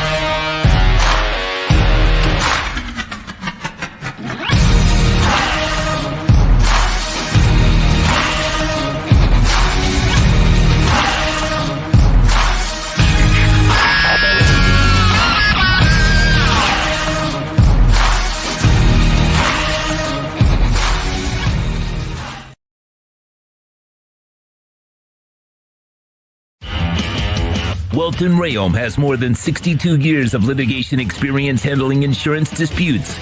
They're committed to resolving even the toughest insurance claims quickly. Call them for a free consultation. 954-966-4646. At Welton Rayome, they don't get paid unless you win. Property damage claims to your home, business, or condo as a result of a hurricane. Welton Rayome can help. Water, mold, fire, smoke damage, Welton Rayome can help. Call 954-966-4646. The viewpoint, statements, or beliefs expressed on the following program by the host, guests, or callers are not necessarily the opinions of FantasyXS.com, Media Group Inc. ownership, management, sponsors, or website. If you're a Miami sports fan, there's only one store to go to, and that's Canes Wear at Miami Fanwear in Davie. They're your one-stop shop for all your inner Miami CF, Canes, Dolphins, Panthers, and Marlins merchandise. They have hats, t-shirts, game day jerseys, and so much more. Located at 2655 South University Drive in Davie, and open 24/7 online at caneswear.com or innermiamiwear.com. Call them at 954-835-5597. Canes Wear, the spot where inner Miami and all Miami sports fans shop.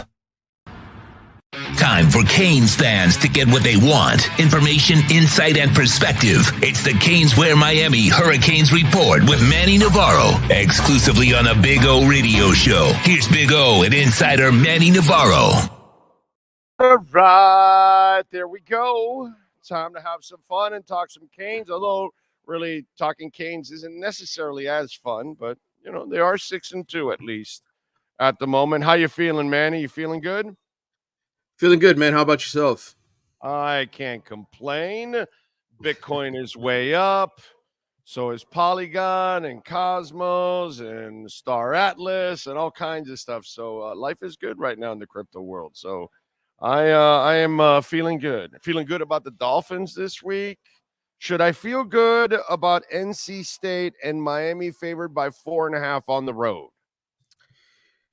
Well, I think you should probably be a little nervous just because I think, you know, this is a team that has been dealing with some injuries. I think the last couple of weeks you've seen some of the physical toll on the starting quarterback.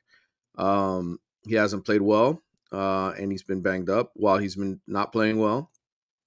And I think, you know, you reach November where everybody's dealing with bumps and bruises. Everybody's physically worn. You have some freshmen that have been doing a lot of heavy lifting, like Ruben Bane and Francis Mauinoa. And, you know, this is a marathon. College football is a marathon. And you think about these guys' bodies, they're 18, 19 years old, some of these freshmen. How is it going to hold up, right, through an entire college football season? I know some of these guys are studs, but my question always becomes when you get to November, the temperatures start to dip a little bit. You play a tough game on the road, and 3 of the 4 that they play this month are on the road. You know, funny things happen. So I'm cautiously optimistic Miami can beat NC State this week on the road at a night game. But I'm not sitting here pounding my chest saying there's no doubt that they're beating the Wolfpack this week. Yeah, no, listen, you could argue that Miami may have still the better talent right now, right? Oh, there's no question. They're the more talented team, and NC State's offense isn't very good. MJ Morris, the second-year quarterback they have, not nearly as good as Tyler Van Dyke, even with Tyler banged up. So what NC State has is a really good defense, and they've got one of the best players in the country in Peyton Wilson at linebacker. So, he's a playmaker. And, NC State feels like they owe Miami something. The last couple of times these two teams have played, Miami's kind of escaped with some wins, both on the road and over there. And that wasn't too long ago. There's guys that played in those games that are still around for both teams. So to me, you know, you look at Dave Doran's team, they just beat Clemson, which is a huge win for them. Same way Miami just beat Clemson 2 weeks ago. Mm-hmm. So there's confidence, you know, they're not a team lacking for confidence. Yeah. My point was if I could trust the coaching, then I wouldn't be that concerned this weekend. But you know what I mean? Just because you have better talent doesn't mean shit anymore, unfortunately, because Mario Cristobal has not proven to be a very good game day coach. It's like I said on the post-game show, there's no difference between him and Manny Diaz and Al Golden and any of the guys you've had here lately or Randy Shannon. Coaching-wise, not much of a difference. Right. Everything else, I could say there's a huge difference because I think Cristobal is exceptional everywhere else. He just hasn't shown it to me as a game day coach, unfortunately. Now, talking about Bane and others, can they last the whole season being so young? I'll say this about Ruben Bane, dude. I watch him, and it's like I'm watching Ray Lewis. Like you know, the dude is special, bro. Like it's automatic that we're talking about one of the nastiest individuals that will play in a Canes uniform, Ruben Bane. That's just what it seems like to me when I watch that guy. I'm watching Ray Lewis as a freshman get 20 tackles a damn game. Yeah, and I think the one thing about Bane that I really love is he goes 100 miles an hour every play, right? Like some of these guys, you see them take plays off, right? And you're like, where's Leonard Taylor? How many times have we asked ourselves that, right? Where's Leonard Taylor? Uber talented, 5-star kid, dominating player in high school, and there's times when he disappears. I don't think Ruben Bane ever disappears. Like there's never a down you don't know where that dude is. It's like Hinchins. That the effort's there all the time. Yeah, and I think that's what separates to me when people talk about first round pick potential, greatness, all those kind of things. Ray Lewis never took a playoff. Warren Sapp didn't really ever take a playoff. Like the greatest players are 100 miles an hour all the time, and that's why you can tell Ruben Bane is going to be special and why he's one of the best players at Miami right now, if not the best player already on this roster. Yeah, I think he might be, dude. I think he might just be the best player, on the roster. Tyler Van Dyke, where is he physically? Where is he mentally? Walk me through this because I know he's not himself somehow or another. Something's going on there. Yeah, I mean, listen, we can go back to that North Carolina film and put it on and think about the beautiful touchdown pass that he threw while getting absolutely drilled. The ball that he threw to Jacoby George, and you say to yourself, man, was that the moment the entire season changed for Tyler Van Dyke? Because let's face it, when you get hit that hard in the ribs and you land hard on your back, that is a bone-rattling blow.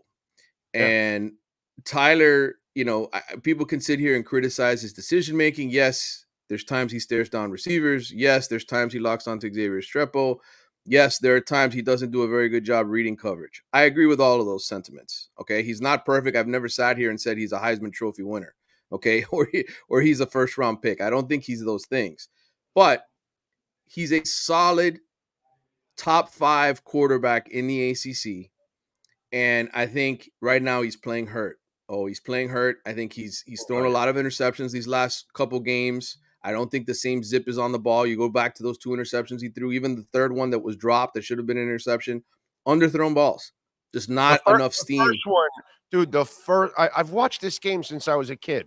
The first one is a person going, this is what I need to make that throw all the time. I've done this 1,000 times. Oh, shit, it didn't get there. And that's because he's probably now he's injured, so he has to even throw harder than he normally would. And I think it's become kind of an adjustment for him because now he's going to sail shit over people, or it's going to fall short like in that first interception and get intercepted. Overall, you could tell that there's something going on because his body and what his mind tells him of how he has to sling it, it's completely not balancing out. And I feel bad because you can tell, man, because I'm with you. I never looked at him as a first rounder or any of that stuff, but he's not a bad quarterback, and he's not the guy that throws constantly stupid interceptions. That's not who he's not. That's not who he's been. No. He's not like the kid we had last year that threw all those stupid interceptions. What's his name? Who are you talking about? Jacari? Jake Garcia. That's it. Jake Garcia, right? He's gone, right? Yeah. Jake Garcia's third string in Missouri, yeah. Right. That kid was throwing some boneheaded interceptions. With Tyler, you can tell something's up with that kid because that's not who he is. He's got a huge brace on his right knee. I told you guys about how he got the helmet to the knee running out of bounds in North Carolina. So, look, he's just not anywhere near 100%, but he's a warrior, dude. And the bottom line is the guy played with a separated shoulder down the stretch last season because he wanted to be there for his teammates. And the honest to God truth is, if Mario Cristobal really felt good about Emory Williams, Tyler Van Dyke would not be playing right now. And it's obvious that he does not feel that way about Emory because of how conservative a game plan they had against Clemson to begin with. I mean, you hear the kid do the post-game interviews. He's a baby. He's a freshman. He's green. And so Miami's best shot to win right now on this roster, the way it's currently constructed, is with Tyler Van Dyke playing quarterback. And I would say the offensive coordinator making some adjustments to the play calling, to the options of who he's throwing the ball to, and Tyler making some adjustments to check the ball down. We are 8 games into this season, and Miami's tight end combined has 9 catches, Big O. 9. Yeah. I mean, it just shows you that the way this offense is predicated, there are no reads to the tight ends. Because by now, by accident, he would have thrown more passes to the tight end. They don't even throw it to the running backs. Running backs have less than 100 yards combined receiving. When could you ever say that about the University of Miami with how often running backs? And you have some playmakers at that spot. Yes, so it's a shared responsibility in my mind. Tyler has to do a better job finding those guys right out of the backfield. But I also think the offensive coordinator, Shannon Dawson, needs to tell them, hey, we're running a running back screen here. Hey, we're throwing the ball to the tight end here. That's what we're looking at in this offense. Let's get them involved.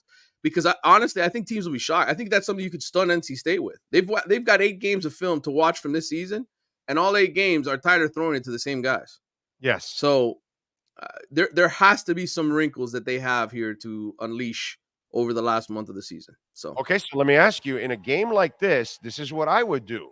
Okay, but I'm an idiot. I'm not a coach. But you see Tyler, what he's struggling with. The strength is your line. The strength is all the backs you have.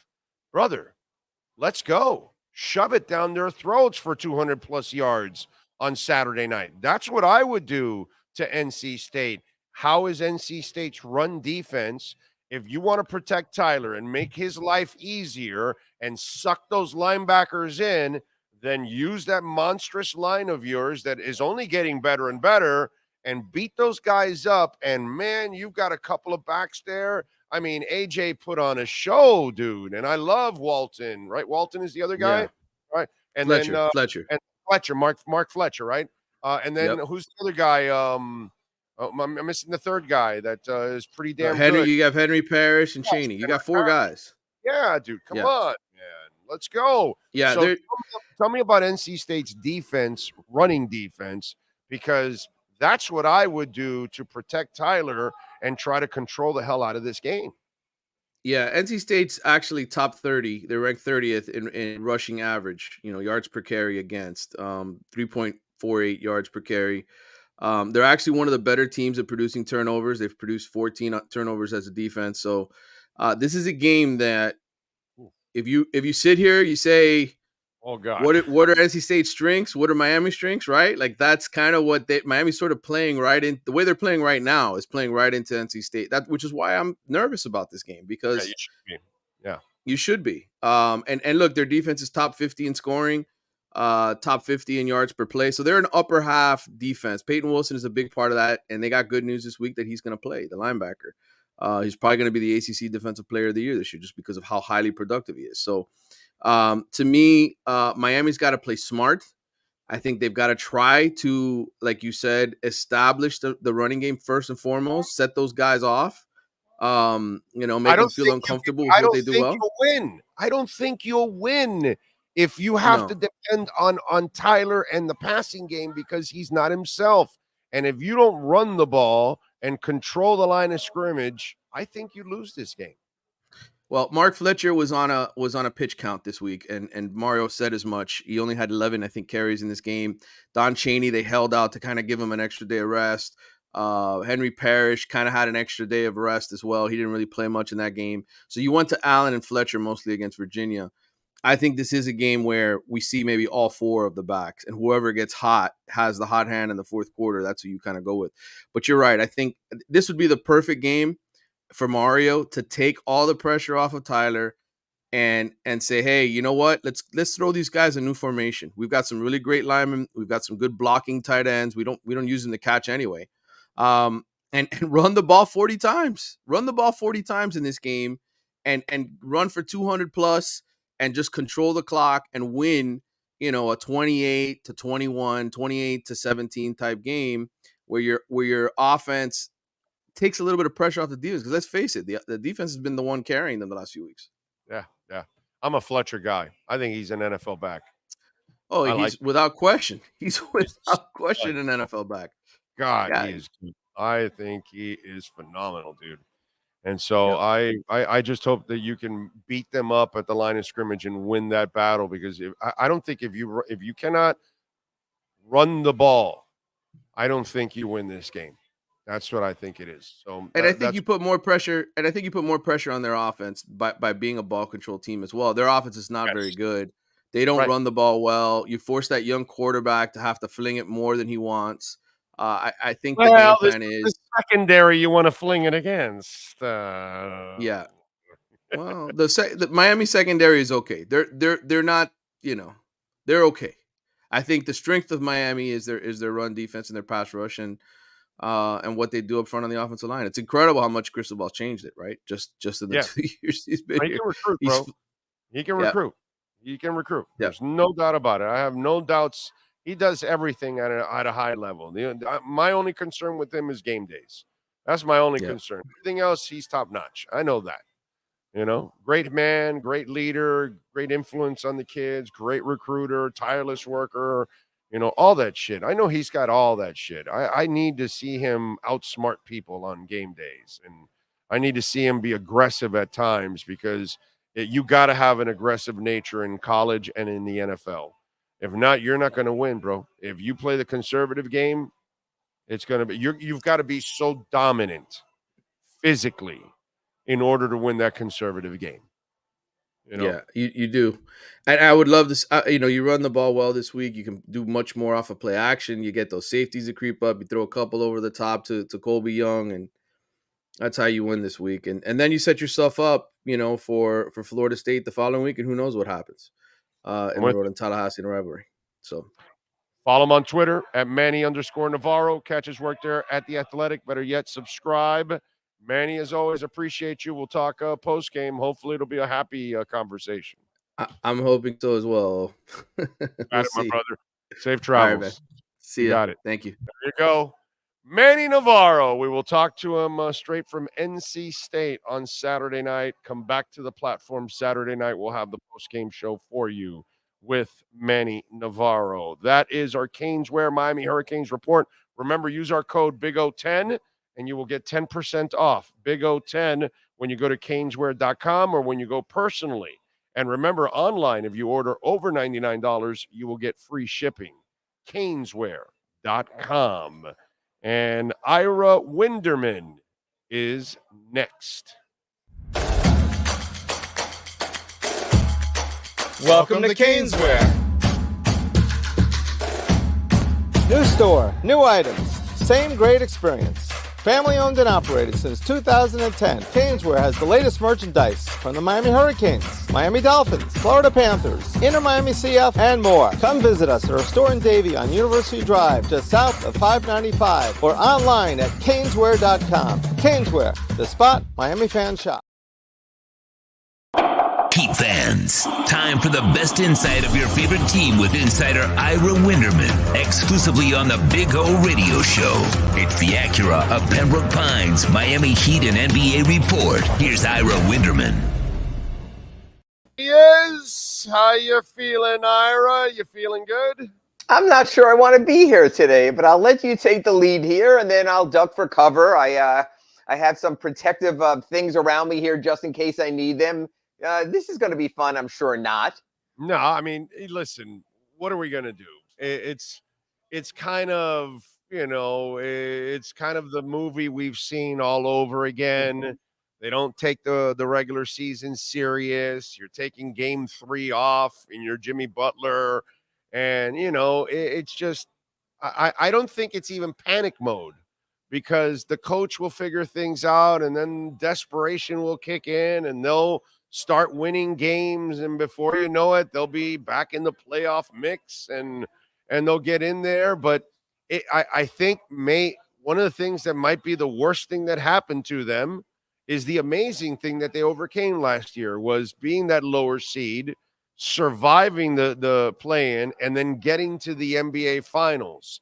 And that might be a really dangerous lesson for them because they think it's something that can be easily repeated. And you almost feel like there's some of that is just kind of that malaise is in there, like, yeah, no problem. We fought through the play-in last year and got to the NBA Finals. And I know Coach Spo and Coach Riley don't think that way. No, and again, you're so right. We don't know how this movie is going to end, but we also can't make assumptions. Last season, we made the wrong assumption. Proven wrong. But also remember, Big O, the year after they went to the NBA Finals against the Lakers in the bubble, they came back, mediocre, sixth-place regular season. They played the Bucks in the first round.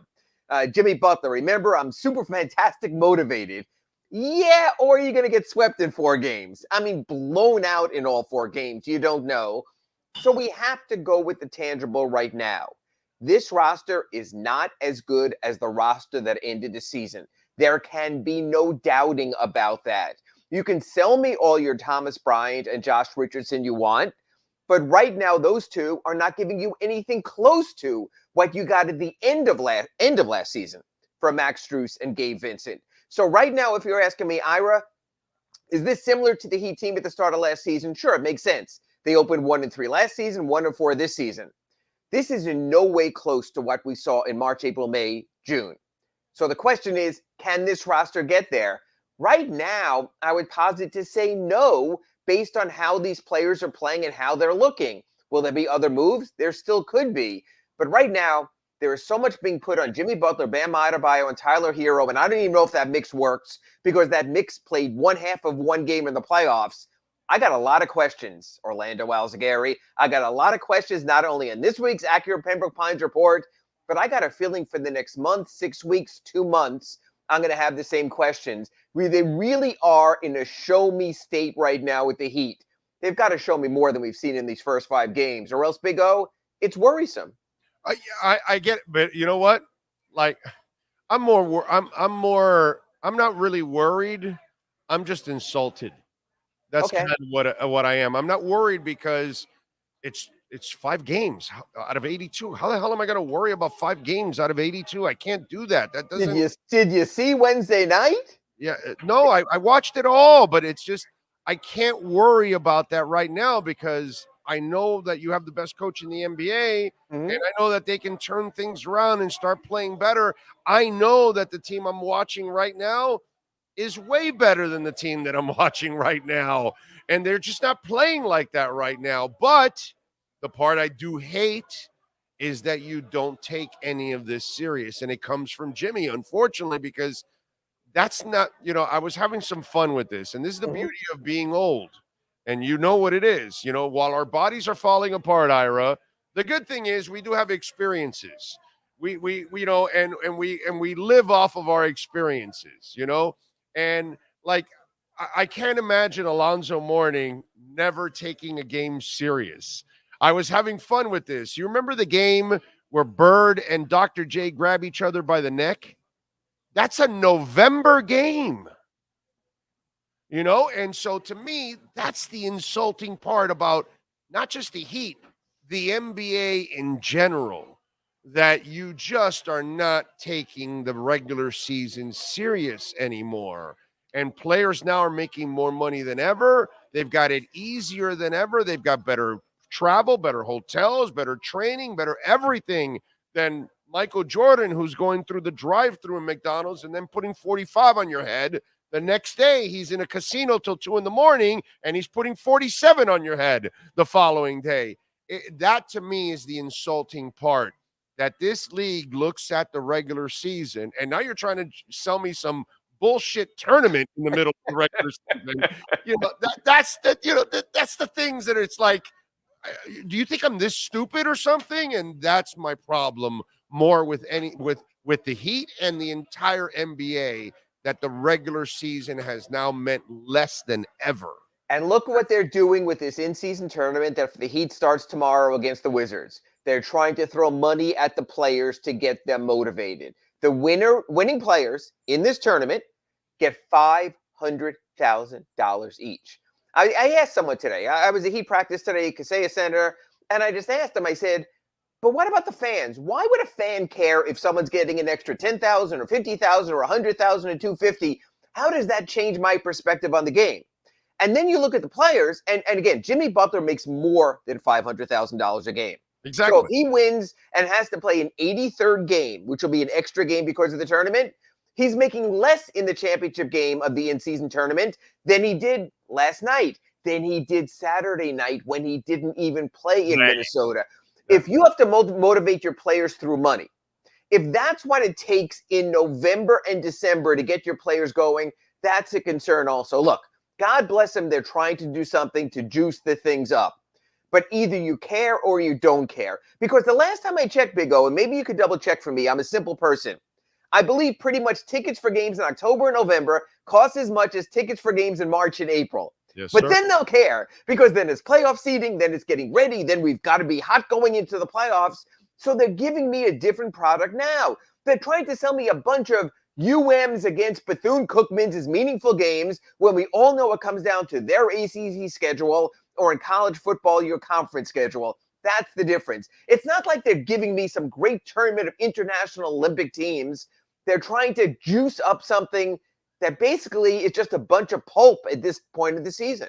Yeah, and that to me is where to panic on 5 games is ridiculous. But you can be concerned, and you can notice trends. Of course I'm concerned. Of course I don't like the trend, but I know they can change it very quickly, so I'm not going to overreact on this. Do you? You know what? I got to interrupt you for a second. You've said for weeks, when we've spoken about Jimmy Butler's contract and possible extension, you've mentioned to me that, Ira, there will be a time that comes that you're going to tell me that Jimmy's getting old. That's what you said to me. You said there will be a time. It's already there. I mean, well, that's what I'm saying. Is this the moment we're witnessing? That's my concern, it could be. Bigo. Oh, it could be. It could be. Yes, Yeah, that's my concern. Yeah, it could be. Yeah, but unfortunately, I cannot panic because of the last 4 years. Okay. I can't panic because you always, overachieve every single time.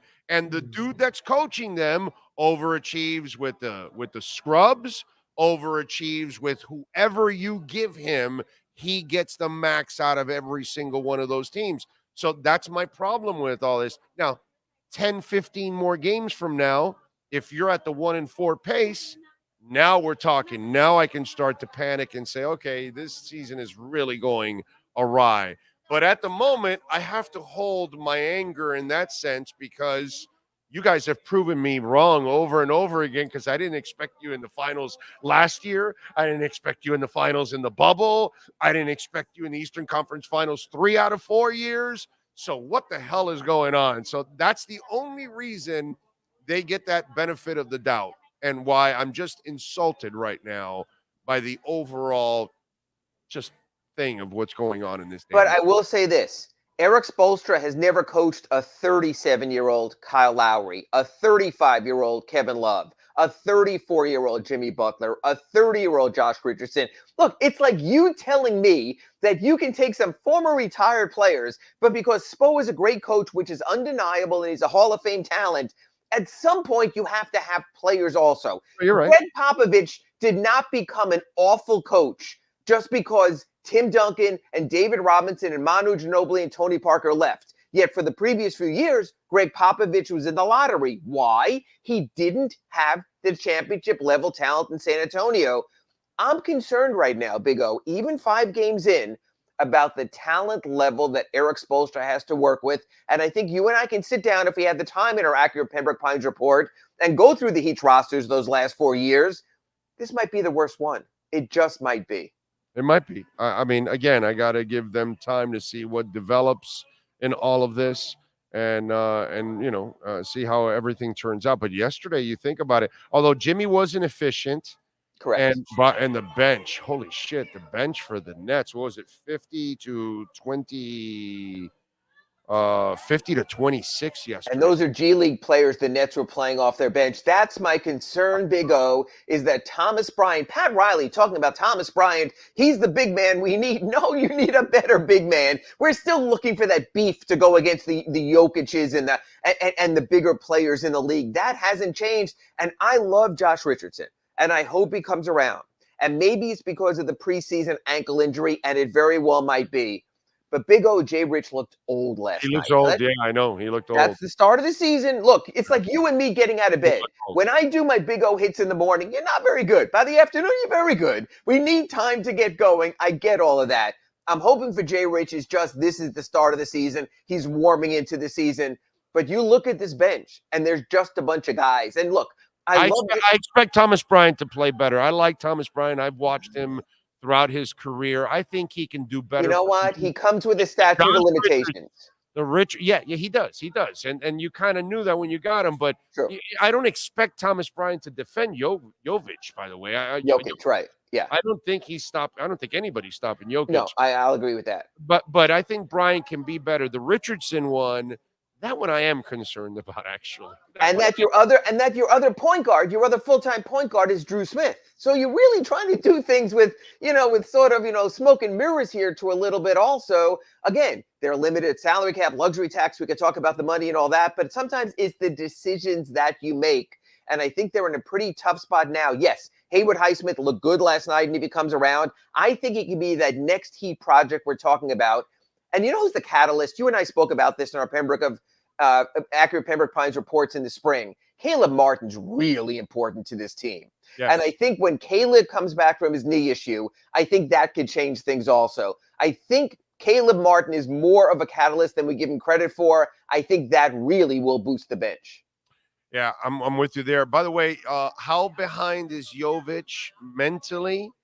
Because obviously he built up his body physically, but I'm wondering because he doesn't get any playing time whatsoever, pretty much. So what's the deal with Jovic? He doesn't grab the defense. He's 20 years old. He just graduated high school in June. He's still learning. Again, why not G League then? Why not send his ass to the G League? And that might happen also. That could happen. The G League hasn't started yet, so we still have time for that to get going. That's why. Okay. So that's the difference. They could put him there. He needs seasoning in the Heat style, but he also needs seasoning with great players to learn. He played and started on Saturday in Minnesota.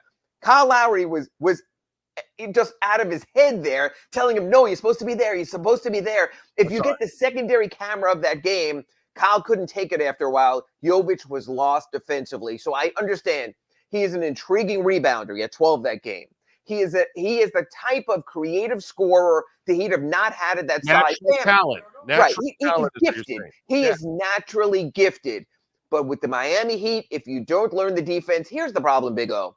They are playing with so many negative defenders. They're out there with Kevin Love. They're out there with Tyler Hero. They're out there with Thomas Bryant. They're out Duncan Robinson, God bless him. Right. You can only have so many negative defenders in your rotation before it goes to crap. Now, maybe when they get the Haywood Highsmiths back and they get the Caleb Martins back, you can have Jovic running around with his head cut off because there'll be someone to constantly cover and pull triggers for him. But right now, man, the Heat are throwing out some of the worst defenders who are playing rotation minutes in the Eric Spoelstra era. Yeah, that's it hasn't been pretty. I mean, that's why you're 1-4 right now, man. Unfortunately, but somehow I hope the kid can figure it out, because if not, then you definitely got to send him down to the minors and let him work on his defense. The good thing is the way they do things, right? At Sioux Falls, they run the same system. Exact mirror, carbon copy, exact. And again, he's just 20. When you draft a 19-year-old, you know it's going to take time. They drafted Jaquez at 22 because they know his time is now. That's the difference. Yeah, but Jaquez is at another level already mentally than Jovic overall. All right, your thoughts on Butler? We'll wrap it up with this one, because I think this is a complex one that we're about to get into. Okay. When you see the way he carries himself, and we know the way he carries himself and the way he wants to pace himself, and you're not going to tell him what to do and how to pace himself, and then you're listening to Spo yesterday use that word. What was the word he was using yesterday constantly? what was in the press conference that he was using the that physicality, the drive, Jesus, that it was like finishing or consistency or whatever. He was using some term that he wanted out of his team. And so you're not going to get that out of Butler. He's going to bring it whenever he wants to bring it. So, and you talked about him kind of maybe, are we watching the Butler that's going to get old on us now? That's what I'm wondering. All of a sudden. So you're dealing with that. But at the same time, this is a franchise that can't necessarily push those buttons because there are practically really no buttons to push there. You're almost at his mercy because you owe him guaranteed money. He can play whenever pretty much he wants to. And it leads to an influence on the team and on the young guys because what happened last year, you think, well, we can do it again. And that's really not a good influence. So I'm just wondering the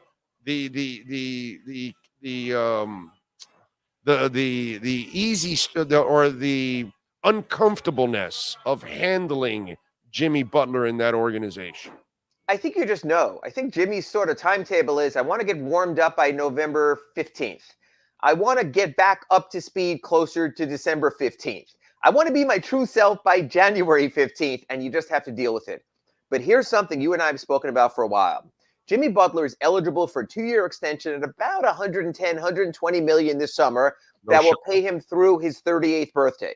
No shot. What I'm saying to you, Big O, is instead of summarily shaking your head on November 2nd and saying no, if Jimmy Butler can show to me he still can be a quality 70-game player, that if I look at his resume this year, and I'm sitting in Pat Riley's office in July, okay, and I see that Jimmy Butler at age 34 gave me 70 high-quality all-NBA performances, I might consider that. I will. But if Jimmy doesn't give me that, and it doesn't look like he will, then I think the Heat are in their rights to pull back and say, hey, let's let this play out to your 36. We'll see where you stand there, where the cap stands there, where our roster stands, and go from there. That's the thing. I have seen so many players when they're extension eligible. You've seen this, free agent. We call it their free agent year. Now it's their extension year, where they're absolutely to the walls with the way they play because they want it. I don't see it from Jimmy. I'm telling you now, the Heat cannot gift him an extension. He has to earn an extension. And right now, he doesn't look all that interested in that either. Yeah, no, I would not even come close to giving him that extension. You need to part ways. One, you haven't been able to land that other star. What you need to do is you need to get liquid again, is what you need to do. And you need to get rid of Lowry, which that'll happen this year. You need to get rid of the Duncan contract, and you need to get the hell out of the Jimmy Butler contract. You've gotten more than you ever imagined out of Jimmy Butler. We all never imagined this. Your real failure has been that you never got that other star next to him, which is what you really needed. And I think you will have an even bigger problem to lure that other star by signing him, because that other star knows that the guy he's going to join, he has to carry also at the same time. I think I think by signing Butler, it pretty much guarantees you that you will not find that other star. And you know what? I'm now going to blow your mind as we conclude our accurate Pembroke Pines report. You know who has the expiring contract pieces and the draft picks to make such a deal right now? Who? The Philadelphia 76ers. Because every piece that they got for James Harden would mesh with Jimmy's contract, would give the Heat the salary cap flexibility starting this summer, would give the Heat the future draft choices. You'll have to wait 60 days till those contracts clear so you can aggregate them again.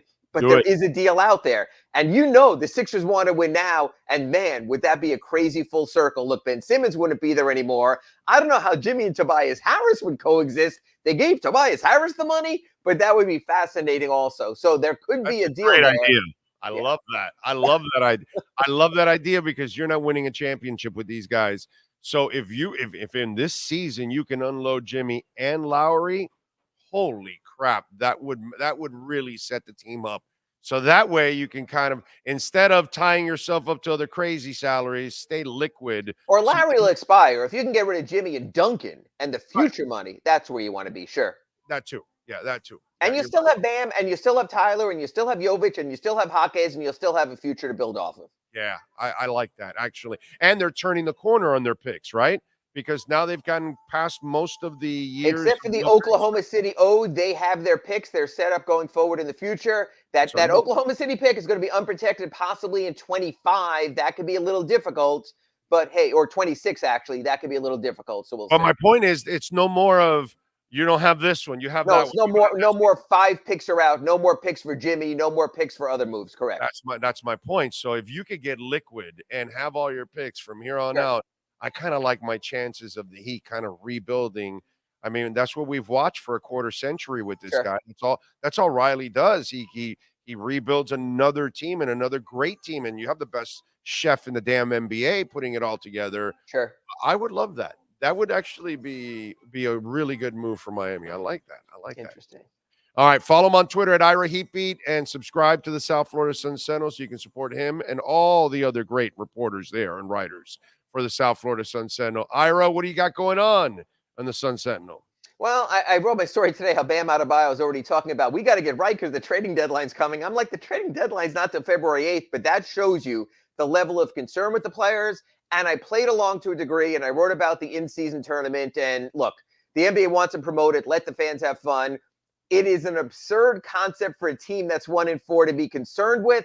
Eric Spoelstra, we asked him at practice today. He's I got greater concerns than that. So they'll be a part of it. Clearly, there have been talking points sent out by the commissioner of the NBA for coaches, so no one disparages it. But you know what? To me, I don't look at tomorrow as a big in-season tournament game against the Wizards. I look at it as a must-win game because the Heat damn well better start winning games. Regular season game, important. Usually you don't see that a lot in November. In this case, you do. Yeah, no, I'm with you there. In the end, this tournament might be important to crappy teams that don't have any success so they can actually win something for some of their players. But teams like the Lakers, the Heat, the Sixers, teams that are Milwaukee, trying to win championships, Golden State, they're not going to care. I mean, I'll put it this way, Big O. Do you think Messi even has the Leagues Cup trophy in his garage? You know, I mean, for all the stuff he's won, we're better than Mexico. You know, you take what you can get, but it's almost as sort of created as the Leagues Cup was this summer for the MLS, just so they could have that kind of tournament. Yeah, it's a doorstop at his house. Exactly. Perfect example. When he opens the garage door, he puts the trophy there. So the kids can get in and the dog can get out. Exactly. All right, Ira, appreciate you. We'll catch up next week, my man. Catch you next week. Thanks, Big O. You got it. Ira Winderman, our Acura of Pembroke Pines, Miami Heat and NBA report at 15601 Pines Boulevard, just off of I-75 in Pines. And by the way, if you own or lease an Acura, we got a service center that is second to none. Mike Chan and Jordan Ferber, they do an awesome job. They got a great area where you can relax. They've got a little refrigerator. So you'll know on the far left corner, there's a small refrigerator, free water there for you at the same time. They got a little cafeteria there. They got pastelitos and chips and all kinds of stuff and sodies and everything else, sody pops and all that kind of stuff. It's always really comfortable there. And by the way, there's like a Five Guys next door. So if you want to go eat something, there's actually a shopping center right next door while you're waiting for your car. Great place, 15601 Pines Boulevard, just off of I-75 in Pines. It is Acura of Pembroke Pines. You've been listening to the Acura of Pembroke Pines Miami Heat and NBA report with Ira Winderman. When you're looking for award-winning service and great deals from the #1 volume Acura sales dealership in the Southeast United States, you go to Zin Acura of Pembroke Pines at 15601 Pines Boulevard in Pembroke Pines. All right. Bitcoin just under 35. It blew past 35 yesterday. That was nice. Looks like some people might be taking a little bit of profits. How many out there on the Star Atlas wagon with me? Man, if you bought all the way down to the 13,000th of a penny, it's at 30,000th of a penny. So you have already doubled that investment at 13, at 14, and now at 15. You have doubled that investment. So there you go. Enjoy. Take profits if you want. Along the way, although I'm not taking any profits on that one yet.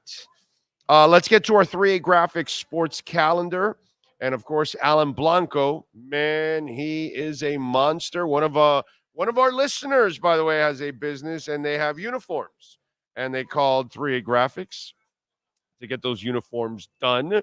So we appreciate that out there. Thank you, thank you, thank you. Folks, you got a club, a school, whatever it is you need. Maybe you got a business that you want to print some pens or, calendars, hats, shirts, whatever it is that you want. The folks at 3A Graphics can do it for you. They're in Hialeah. Call Alan Blanco, 786-618-1443. That's 786-618-1443, and tell them that Big O sent you. Nets over the Heat, 109-105. They dropped to 1-4 Friday. They take on the Wizards. That'll be at the Kaseya Center. The Rangers defeated the D-backs 5-0. They win the World Series, their first World Series title. They win the series 4-1. Tonight, we got a little Thursday night football. Titans taking on the Steelers. Steelers are favored by 3. The over and under is 37. Titans are plus 124. The Steelers are minus 155. Also, the Panthers are in action tonight. 7:07 face-off. Panthers and the Red Wings. And Panthers are favored by 1.5 goals. Over and under 6.5. The Red Wings are minus 102, and the Panthers minus 118. Saturday, ACC Network, taking on NC State. Kind of nervous for this one. Miami favored by 4.5. Not a fan of that. Over and under is 44, minus 205 for the Canes, plus 170 for NC State. We will have the post-game show for you. Dolphins and Chiefs on Sunday at 9:30 in the morning, live from Germany. And we will have the pregame show for you starting off at 6:30 in the morning. Yes, bright and early. Sean can't wait to wake up at 5:30, 6 o'clock on a Sunday. I mean, he cannot. He's pumped. He's jacked. I've never seen the guy more jacked. Even when we've got to Vegas 3 times together. This, nothing. He didn't care about Vegas compared to this. He loves it. Sunday, 5 a.m. wake-up call. That is, he's loving it, baby. That's your 3A Graphics sports calendar. Okay. The Chefs, by the way, are favored by 1.5. Taking the Dolphins in that one. That's all I can tell you. X-Man, let's see, Rob Hunt, not practicing. Raheem Mostert did practice today. We found out his mom was born in a German town an hour and a half away from Frankfurt, actually. Very cool. Tyreek Hill named AFC Offensive Player of the Month. Like that. Rob Hunt, not practicing, probably won't play. Brandon Jones, he didn't make the trip. He ain't playing. Braxton Berrios and Justin Bethel. Berrios dealing with a hammy. Bethel with a foot, both downgraded to limited. That's not good. Although, I will say this, Cedric Wilson has played much better. And if you put Cedric and if you put the big kid that they just signed, Chase Claypool, those are huge targets in the middle of the field for Tua. That's pretty cool. Okay, so that's kind of a positive for him. Just to, tell you a little positive on it. Told you Mostert's back from the ankle, and so is Smythe also from the ankle, both upgraded to limited practices. Okay? Told you Bitcoin exploded over 35,000 last night. I thought it was going to stay locked in over 35. Came down a little bit. It'll go back over 35 now. This thing's about to go to 37, 38. You'll see. Now, I always talk about how screwed up the banking systems are, and they're all over the world, right? So Japan now, okay, has agreed on a $113 billion stimulus package to battle inflation. Americans, Italians, Japanese, Chinese, Russians, it doesn't matter where they come from, bro. We all have the same screwed up banking system. You don't print more money to help inflation. That doesn't work. That's not a smart thing. People all over the world are working so hard for their money, and all their governments do is print more of it to devalue the money and then it creates more inflation, and then it requires you to earn more money to buy the same things. Haven't you noticed that it takes more money now to buy the same things? That's because your dollar shrinks. Bitcoin starts at 0 and it's at 35,000. The dollar is down to like pennies from where it was in the 1900s. It's amazing to me. You know, like in 1913, the dollar, what you buy now what you bought then for $1 costs $6.60 now.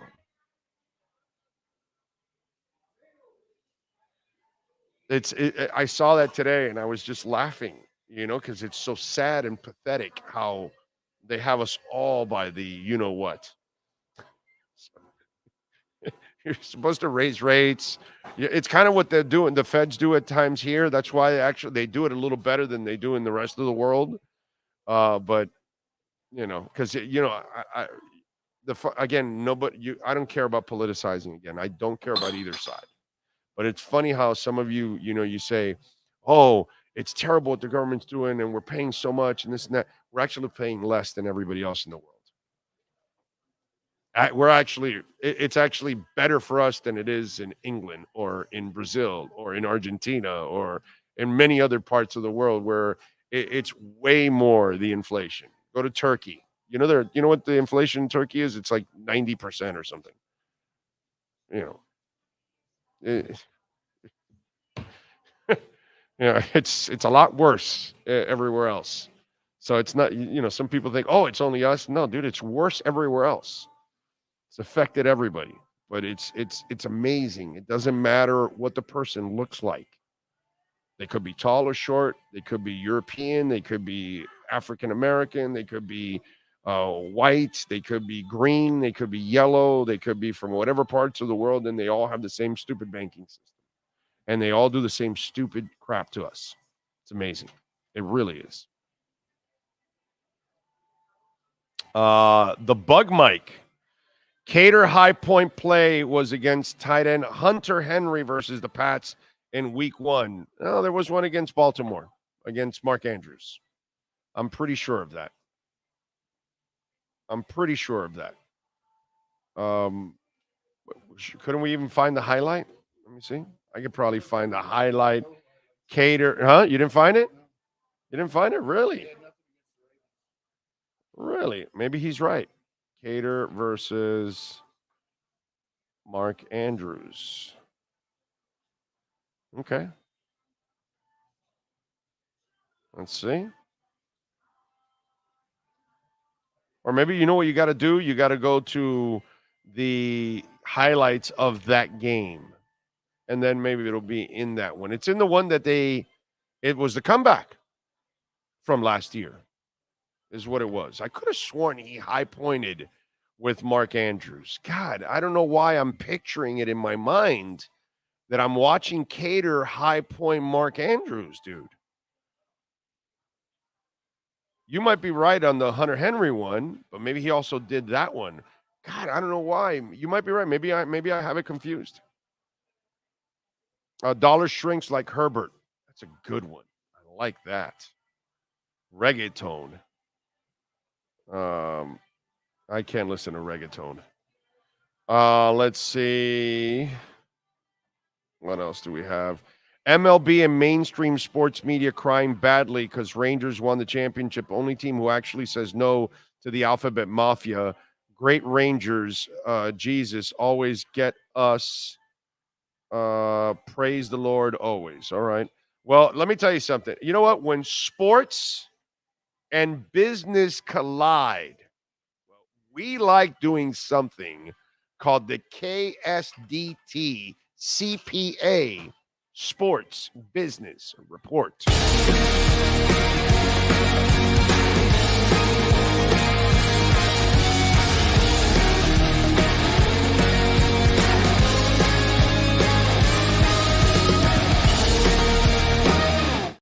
All right, so the World Series is done, right? And the ratings are in, and they are terrible, dude. But I want let's put it into perspective because sometimes you have seam heads that they come out like I saw a report where revenue is at its highest. That's because you're charging more. Less people are going to games overall. Okay. Game 1 had a 9.17 million people watching. Game 2, 8.15. Game 3, 8.1. All crappy. Okay. All right. Week 7 of the regular season in the NFL, the Raiders and the Lions had 15.2 million people watching it. A regular season in the NFL more than anything in the World Series. All right? They had 8.36 million alone on ABC watching it without the streaming. You add the streaming, it's 15.2 million. And you're averaging 8 million viewers for the World Series. Last year's World Series was 11.76 million. Okay? 2004, Boston and the Cards. All right, so Sean, I tell you, they're averaging 8-9 million in the World Series. They got 11.7 last year.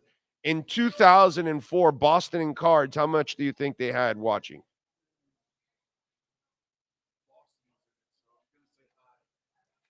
12, 13, 25.4 million back in 2004, almost 20 years ago. Okay? 1980, Phillies and KC. I was a big Phillies fan in those days. That's my team. We won the World Series that year. It was awesome. Phillies and KC, UL Washington with the toothpick in his mouth. How many people you think watched that World Series in 1980?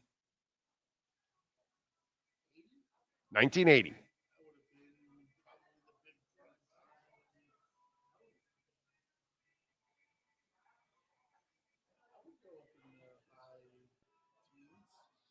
$42.3 million people. The most watched World Series ever. That was the peak. That was, huh? The what? The Caleb. What are you talking about? They had the cable boxes then, right? 80, I'm trying to think. 1980, barely in the Northeast. Is that what? Okay. Because I remember the first one I remember is the one that was strung onto the TV, and you had the little and the levels, push the buttons, 3 levels, and the push buttons. That's the first one I remember. I don't know if there was anything before that. Right. But 42.2 million in 1980. No, by 2004, it was down to 25.4. We are now in 2023, and you're now in the neighborhood of 9 and 11 million. You're less than regular season NFL games now. So seeing heads can tell you anything they want about baseball. Remember, stats can be spun however you want them. But it's clear that baseball continues to die and die and die even more. And it's old farts that are keeping it going. Not enough young people are actually watching this.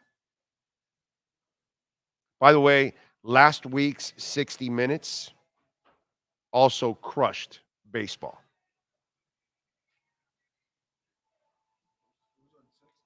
So it's just, that's where it just puts you in a position like, and anybody that tries to argue with you about it or whatever, they're just lying to themselves, but you were at 42 million in 1980. That tells you how much we loved baseball as a country. By 2004, you're at 25.4. 20 years after that, you're at half of that. You keep cutting it in half. Oh, by the way, I just noticed it. Every 4 years, Bitcoin has something called the halving, where it produces 6 Bitcoins a block. 4 years ago, it was 12. 4 years before that, it was 24. 4 years before that, it was 48. So now it's down to 6. In April, we're going to have another halving. And 6 goes to 3. And then it'll go to 1.5. 4 years after that. So less Bitcoin will be produced. More will be demanded upon, right? Baseball has a halving every 20 years. 1980, 42,000. 2004, 24. Now in 2023, we're down to 9 to 11. You're like having it. In 20 years, 5 to 6 million people will be watching baseball, the World Series. By the way, the WNBA had the same amount of people watching that the NBA, that the MLB had, 8 million.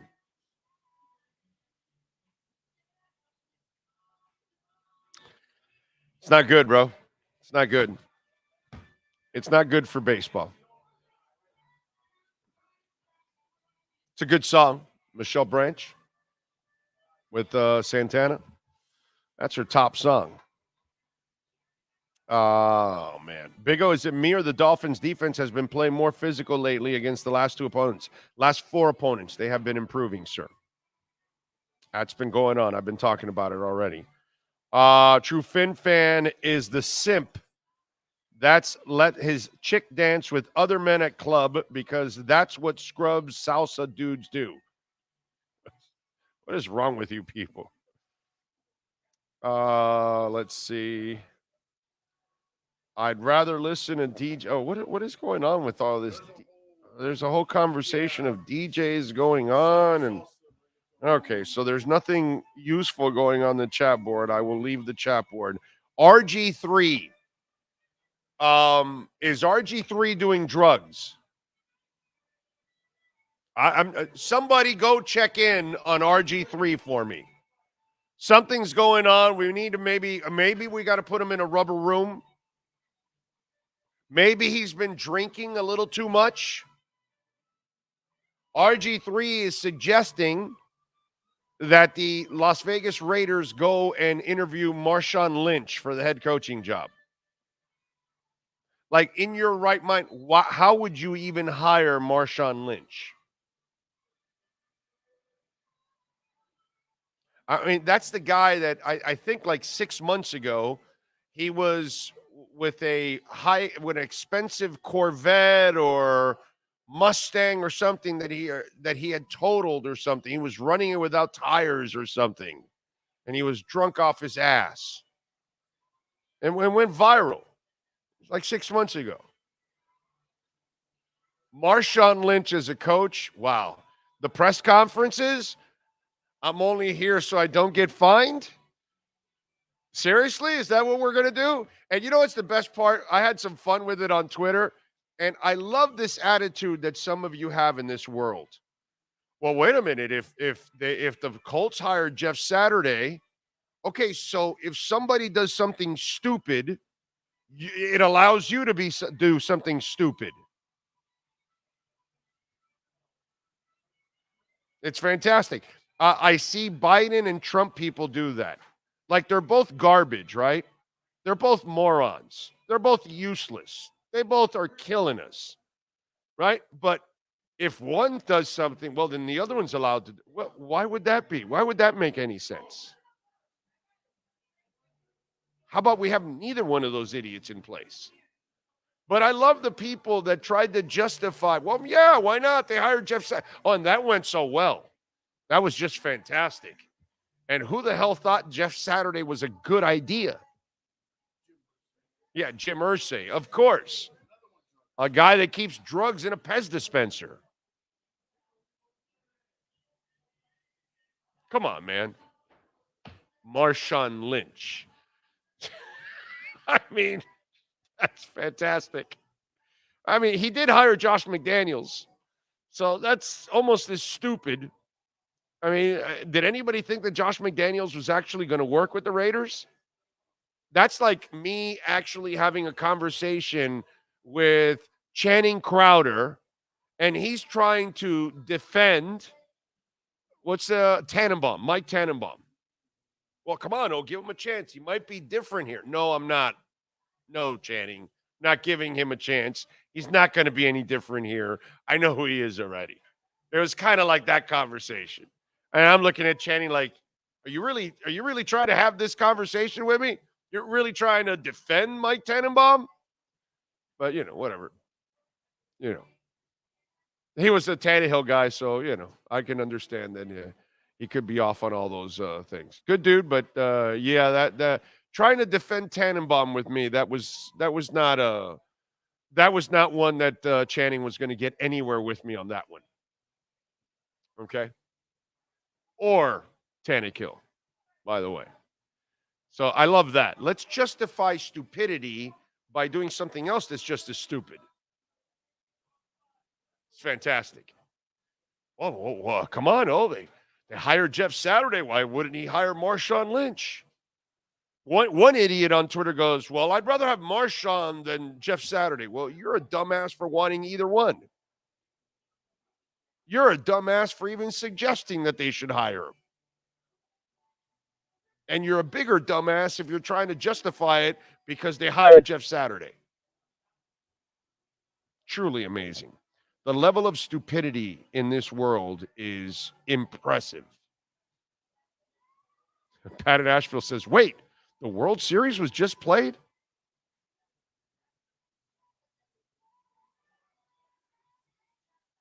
Even with the views of the World Series this year are down, the MLB would at least have a little bit over 1 million for the World Series highlights. It barely even reached 600,000. It's a sport that kids don't follow anymore. The only kids that are following it are the hardcore seam-headed dads that got their kids in it.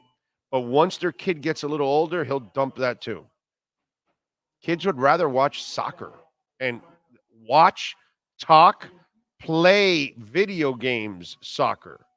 FIFA, you can't even compare whatever the baseball game is called compared to FIFA. The sales, the amount of people that are playing, all that. I'm saying the United States. I'm not talking about the world because that would be unfair. Just in the United States, kids rather play FIFA than baseball. It's not even close, dude. It's crazy. Let's see. The whole roster and coaching staff will be eating Skittles. Yep, that too. Skittles will be everywhere. Big O, it looks like Dwight Howard plays for the other team, if you know what I mean. Well, apparently, maybe he plays for all teams, bro. You know? Maybe he's AM, FM, 8-track cassette. You just never know. Do you think Tannehill could possibly be a franchise QB when the Finns first drafted him? You obviously didn't listen to my show. I ripped him when they drafted him. I pissed off a lot of fans because I was not a Tannehill believer right from the get-go. I think I can say it now. I think I can say it now. Here's a little news for you guys.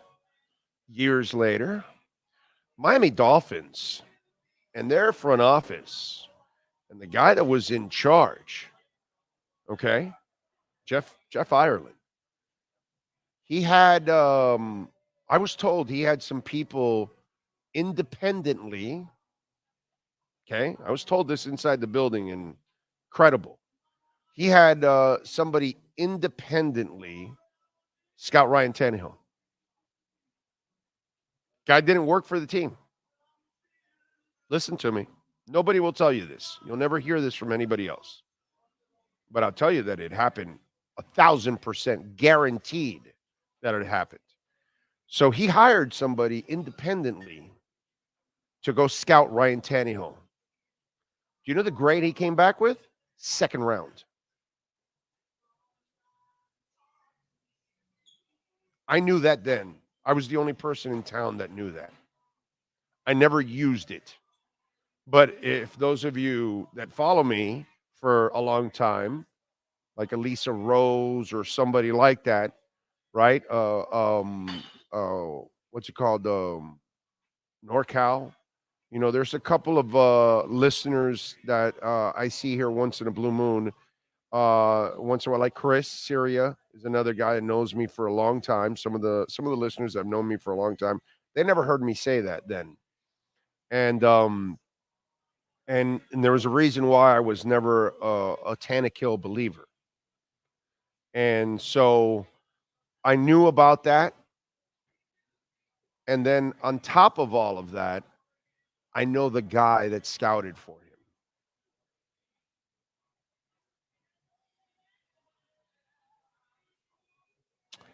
So, I happen to know lots of scouts in the league. I know less nowadays because unfortunately some of them have retired. I haven't done a good job of loading up some more. I have to do that in the next couple of years when I hit the road. But so I know he independently for a fact because they told me in the building. And then when I found out who it was, I know the person too. He didn't tell me, but I know him. I know him well. And so I've cornered him on it, so I know he did it. So he had somebody independently go out there, and they told him second rounder, and he still took him number 8 overall. And the guy he got to independently scout him is better than him at scouting because I know the guy.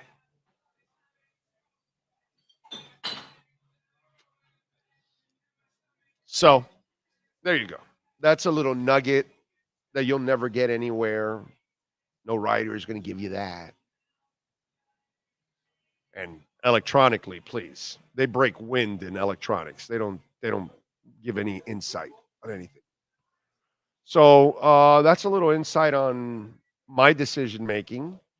And a lot of times I tell you guys I cheat because I know the pros.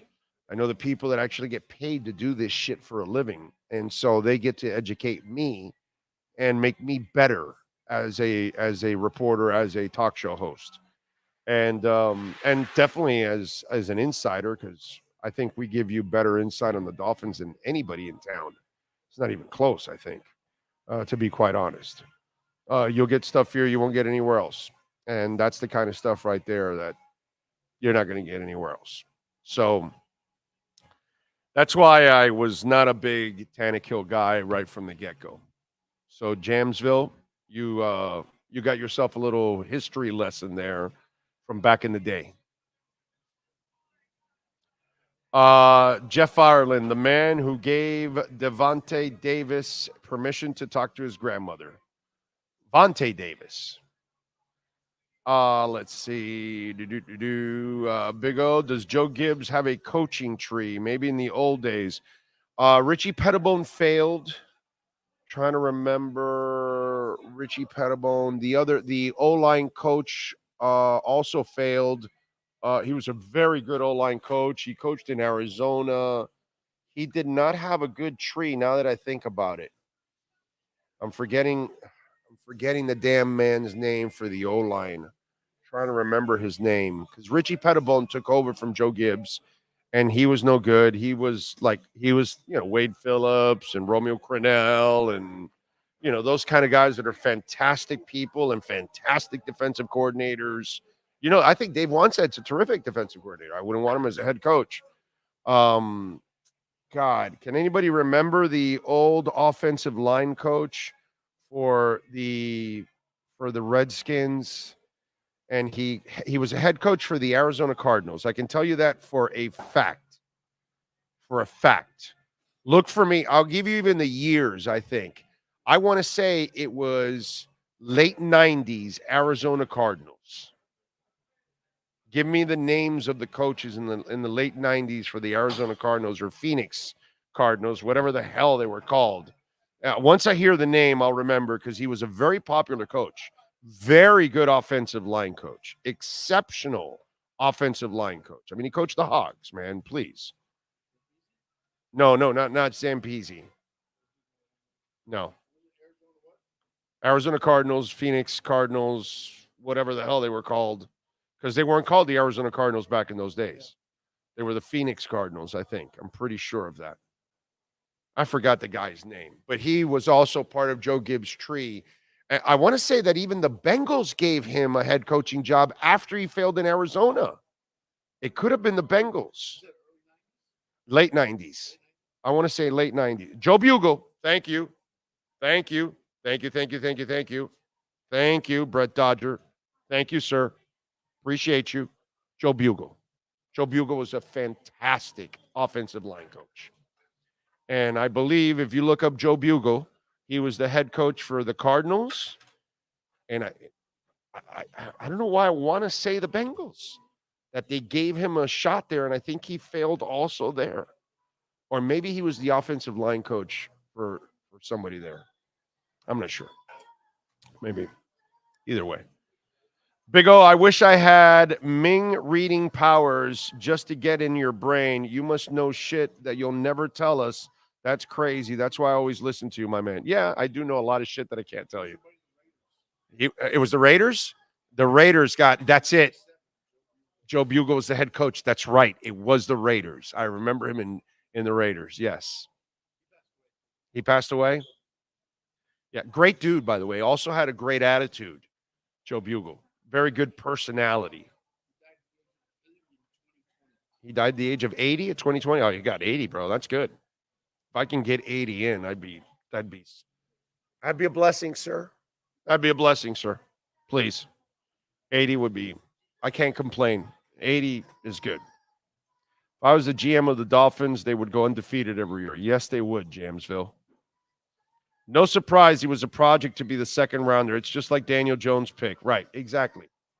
Blaine Gabbert, when you have those kind of guys, you have to take them later. It's all right. Like Jordan Love. When he was being drafted, I said I'd take him in the latter part of the first round to second round.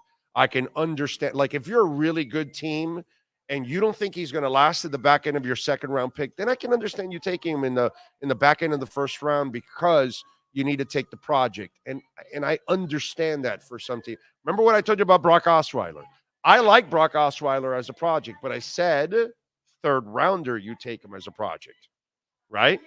And they took him in the second round because they were a Super Bowl contending team and they were in the back end of the draft and they didn't think he would make it, which he wasn't going to make it to the back end of the third round. Because I remember talking to a lot of teams and they thought he would go somewhere in that third round.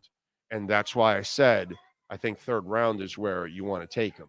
And that I say that because of the information that I end up gathering along the way.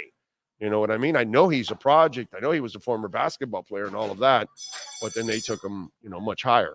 And so it's all right if you miss on Jordan Love in the late first or second rounds because he's a project. It's all right if you miss on Daniel Jones or Ryan Tannehill in the second round because physically, I'll give you an example. I always mention this all the time. I never ripped the Chad Henne pick. While it failed, okay, kind of, right? Because really, he did last like 15 years. You know what I'm saying? But I always said at number 50, that was fine to take Chad Henne at number 50 in the second round. He was a 4-year starter. He had over 10,000 yards. The final game of his career, he actually played like a spread type system, and he lit up Michigan that day. And so he even had a strong game to like end his college career. And when they took him in the second round, I've never ripped that pick. Like, oh my God, that's a terrible pick at that point. That I've said that many times for other ones. You know what I mean? And I never said it for Chad Henne. Not that I was a Chad Henne guy. That year I was a Joe Flacco guy. That's what I said you should take at the back end of the first round to second round. Take Flacco. That's the guy I would take. And Flacco at least won a championship and did all right early on. Obviously, he got old quickly. But, it's just it's a fun thing talking about the draft. I can go in so many directions. You will get to 80, Orlando. We will all see it too. You'll see medicine, taking care of yourself and going to the checkups. We'll make sure of it. I pray. Thank you, my brother. That's very kind of you, True Fin fan. Appreciate you. Big O trivia. Who was the OG with Albert, Tunsil, Pouncey, and Jawan James? Oh, at right guard. Huh.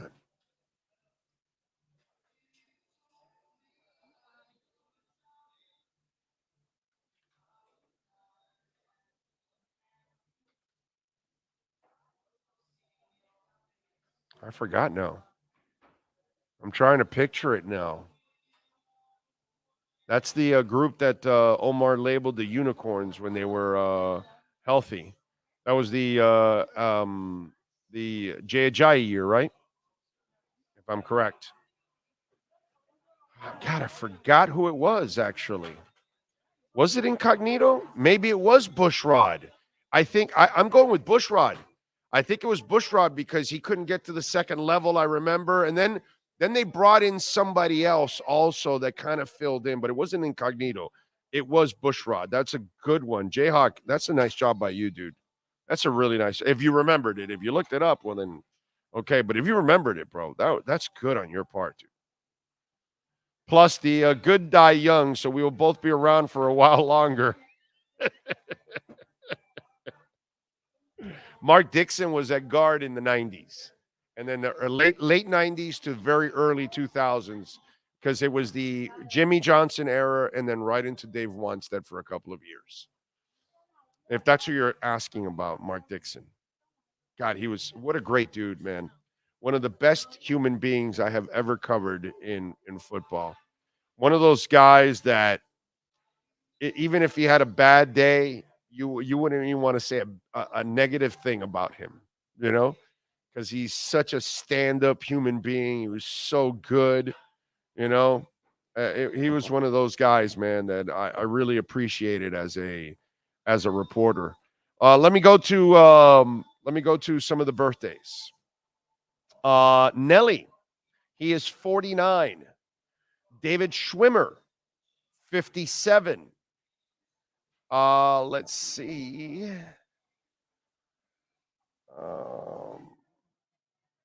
Jimmy Garoppolo is 32 years old. Stevie J, R&B singer, is 52. Alfonso Davies, soccer player, 23. Jordan Love, quarterback. We were just talking about him. He is 25 years old today. Let's see. Who else? That's funny. That is funny. And that's it. That's it. Man, there's a lot of reality, TikTok, YouTube stars that I have no idea who the hell they are, to be quite honest. Man. All right. Let's go with a little music history, right? Since that's what we love to do here. And today in music history, and today is November 2nd. Let me find my damn thing here. Where the hell is it? I lost it. Give you the... By the way, Green Day and Smashing Pumpkins is touring next year. I am looking forward to that. No date in South Florida, but what's it called? No date in South Florida. It's called the Saviors Tour because they're going to have a new album called Saviors Tour. But Rancid and the Lindas are also going to be on the card on the days that Smashing Pumpkins is not. But they're celebrating the 20th anniversary of American Idiot and the 30th anniversary of Dookie. So they're going to play a lot of those songs from those two freaking awesome albums. If you've never seen Green Day live and you like Green Day, let me tell you something. They are awesome live. Fantastic. But with Smashing Pumpkins, that's going to be really, really cool. Okay, so I don't know if you want to check that out. November 2nd, on today's date, in 2007, Led Zeppelin eagerly awaited reunion concert set for November 26 in London, which was postponed 2 weeks after guitarist Jimmy Page broke a finger. In 74, Crosby, Stills, Nash & Young went to number one on the album charts with So Far, the group's third number one. In 81, Hall & Oates had the number one song in the country with Private Eyes. They're watching you. In 99, the Foo Fighters released their third album, There's Nothing Left to Lose, their first record to feature drummer Taylor Hawkins. Rest in peace, Taylor. In 2001, the big winners at the Billboard Music Awards were Gorillaz for Clint Eastwood and Fatboy Slim for Weapons of Choice, both of which won 3 trophies. In 2006, at the MTV Europe Music Awards, the Red Hot Chili Peppers took home the trophy for the best album for Stadium Arcadium. Gnarls Barkley won for the best song for Crazy. The Killers were named the best rock act, and Muse won for best alternative act. That is what happened today in music history. And the other thing I was going to talk about was the Beatles song that we talked about earlier, Now and Then, which was created with AI, and it wasn't very good. That's all I can tell you. Bills ended up signing Linval Joseph, the defensive tackle, to a one-year deal. He's 35 years old, $3.7 million. They placed Khair Elam on IR, their Pro Bowl corner. Now, he's out for 4 games, so the plan is for him to still come back, okay? Will retire Gino Toretta's number 13, okay, in the Louisville game. That is pretty cool. You know what I thought about? You waited till now to retire Toretta's number? Do we have to wait like almost 3 decades? No, it's over 3 decades. Yeah, it was late 80s. Or was it? No, it was 91 maybe. It was 30 years. It was 30 years ago. It was 30 years ago. Does Gino Toretta have to wait 30 years for this? The guy won the Heisman Trophy. It's kind of weird. I hate when we wait so long for these honors. You know what I'm saying? I'm glad he's still with us and young enough to enjoy it and all that, but Gino did not have to wait this long, dude. 10, 15 years would have been enough. 93, right. So it was 91 when he won it. So 91. So it's well over 30 years now. It's 32 years ago. There's no reason he should wait 32 years for that honor. I just wish we would do these things with, a little more tact and no, they don't. No, they don't. But your Heisman Trophy winner, that might be the guy you want to retire. That might be one of them. Oh, I did? What do we got here? True Fin fan? Man, I wish I could watch Sunday's game with you guys. Well, man, we were hoping that we'd have something in place, but unfortunately it did not happen, my brother. So what can I tell you? We are out of here. We thank David Furones, Ira Winderman, and Manny Navarro, and of course, the birthday boy, Sean Stanley. Thank you, Sean, as always. Appreciate all of you out there, as always, for keeping it locked. We thank the Brunetti family, as always, great supporters of our program. Steve Calabro, awesome people. We will see you all tomorrow. Sean and I will be in studio. We're not on the road tomorrow. Tomorrow we get to do our thing from home and from the studios.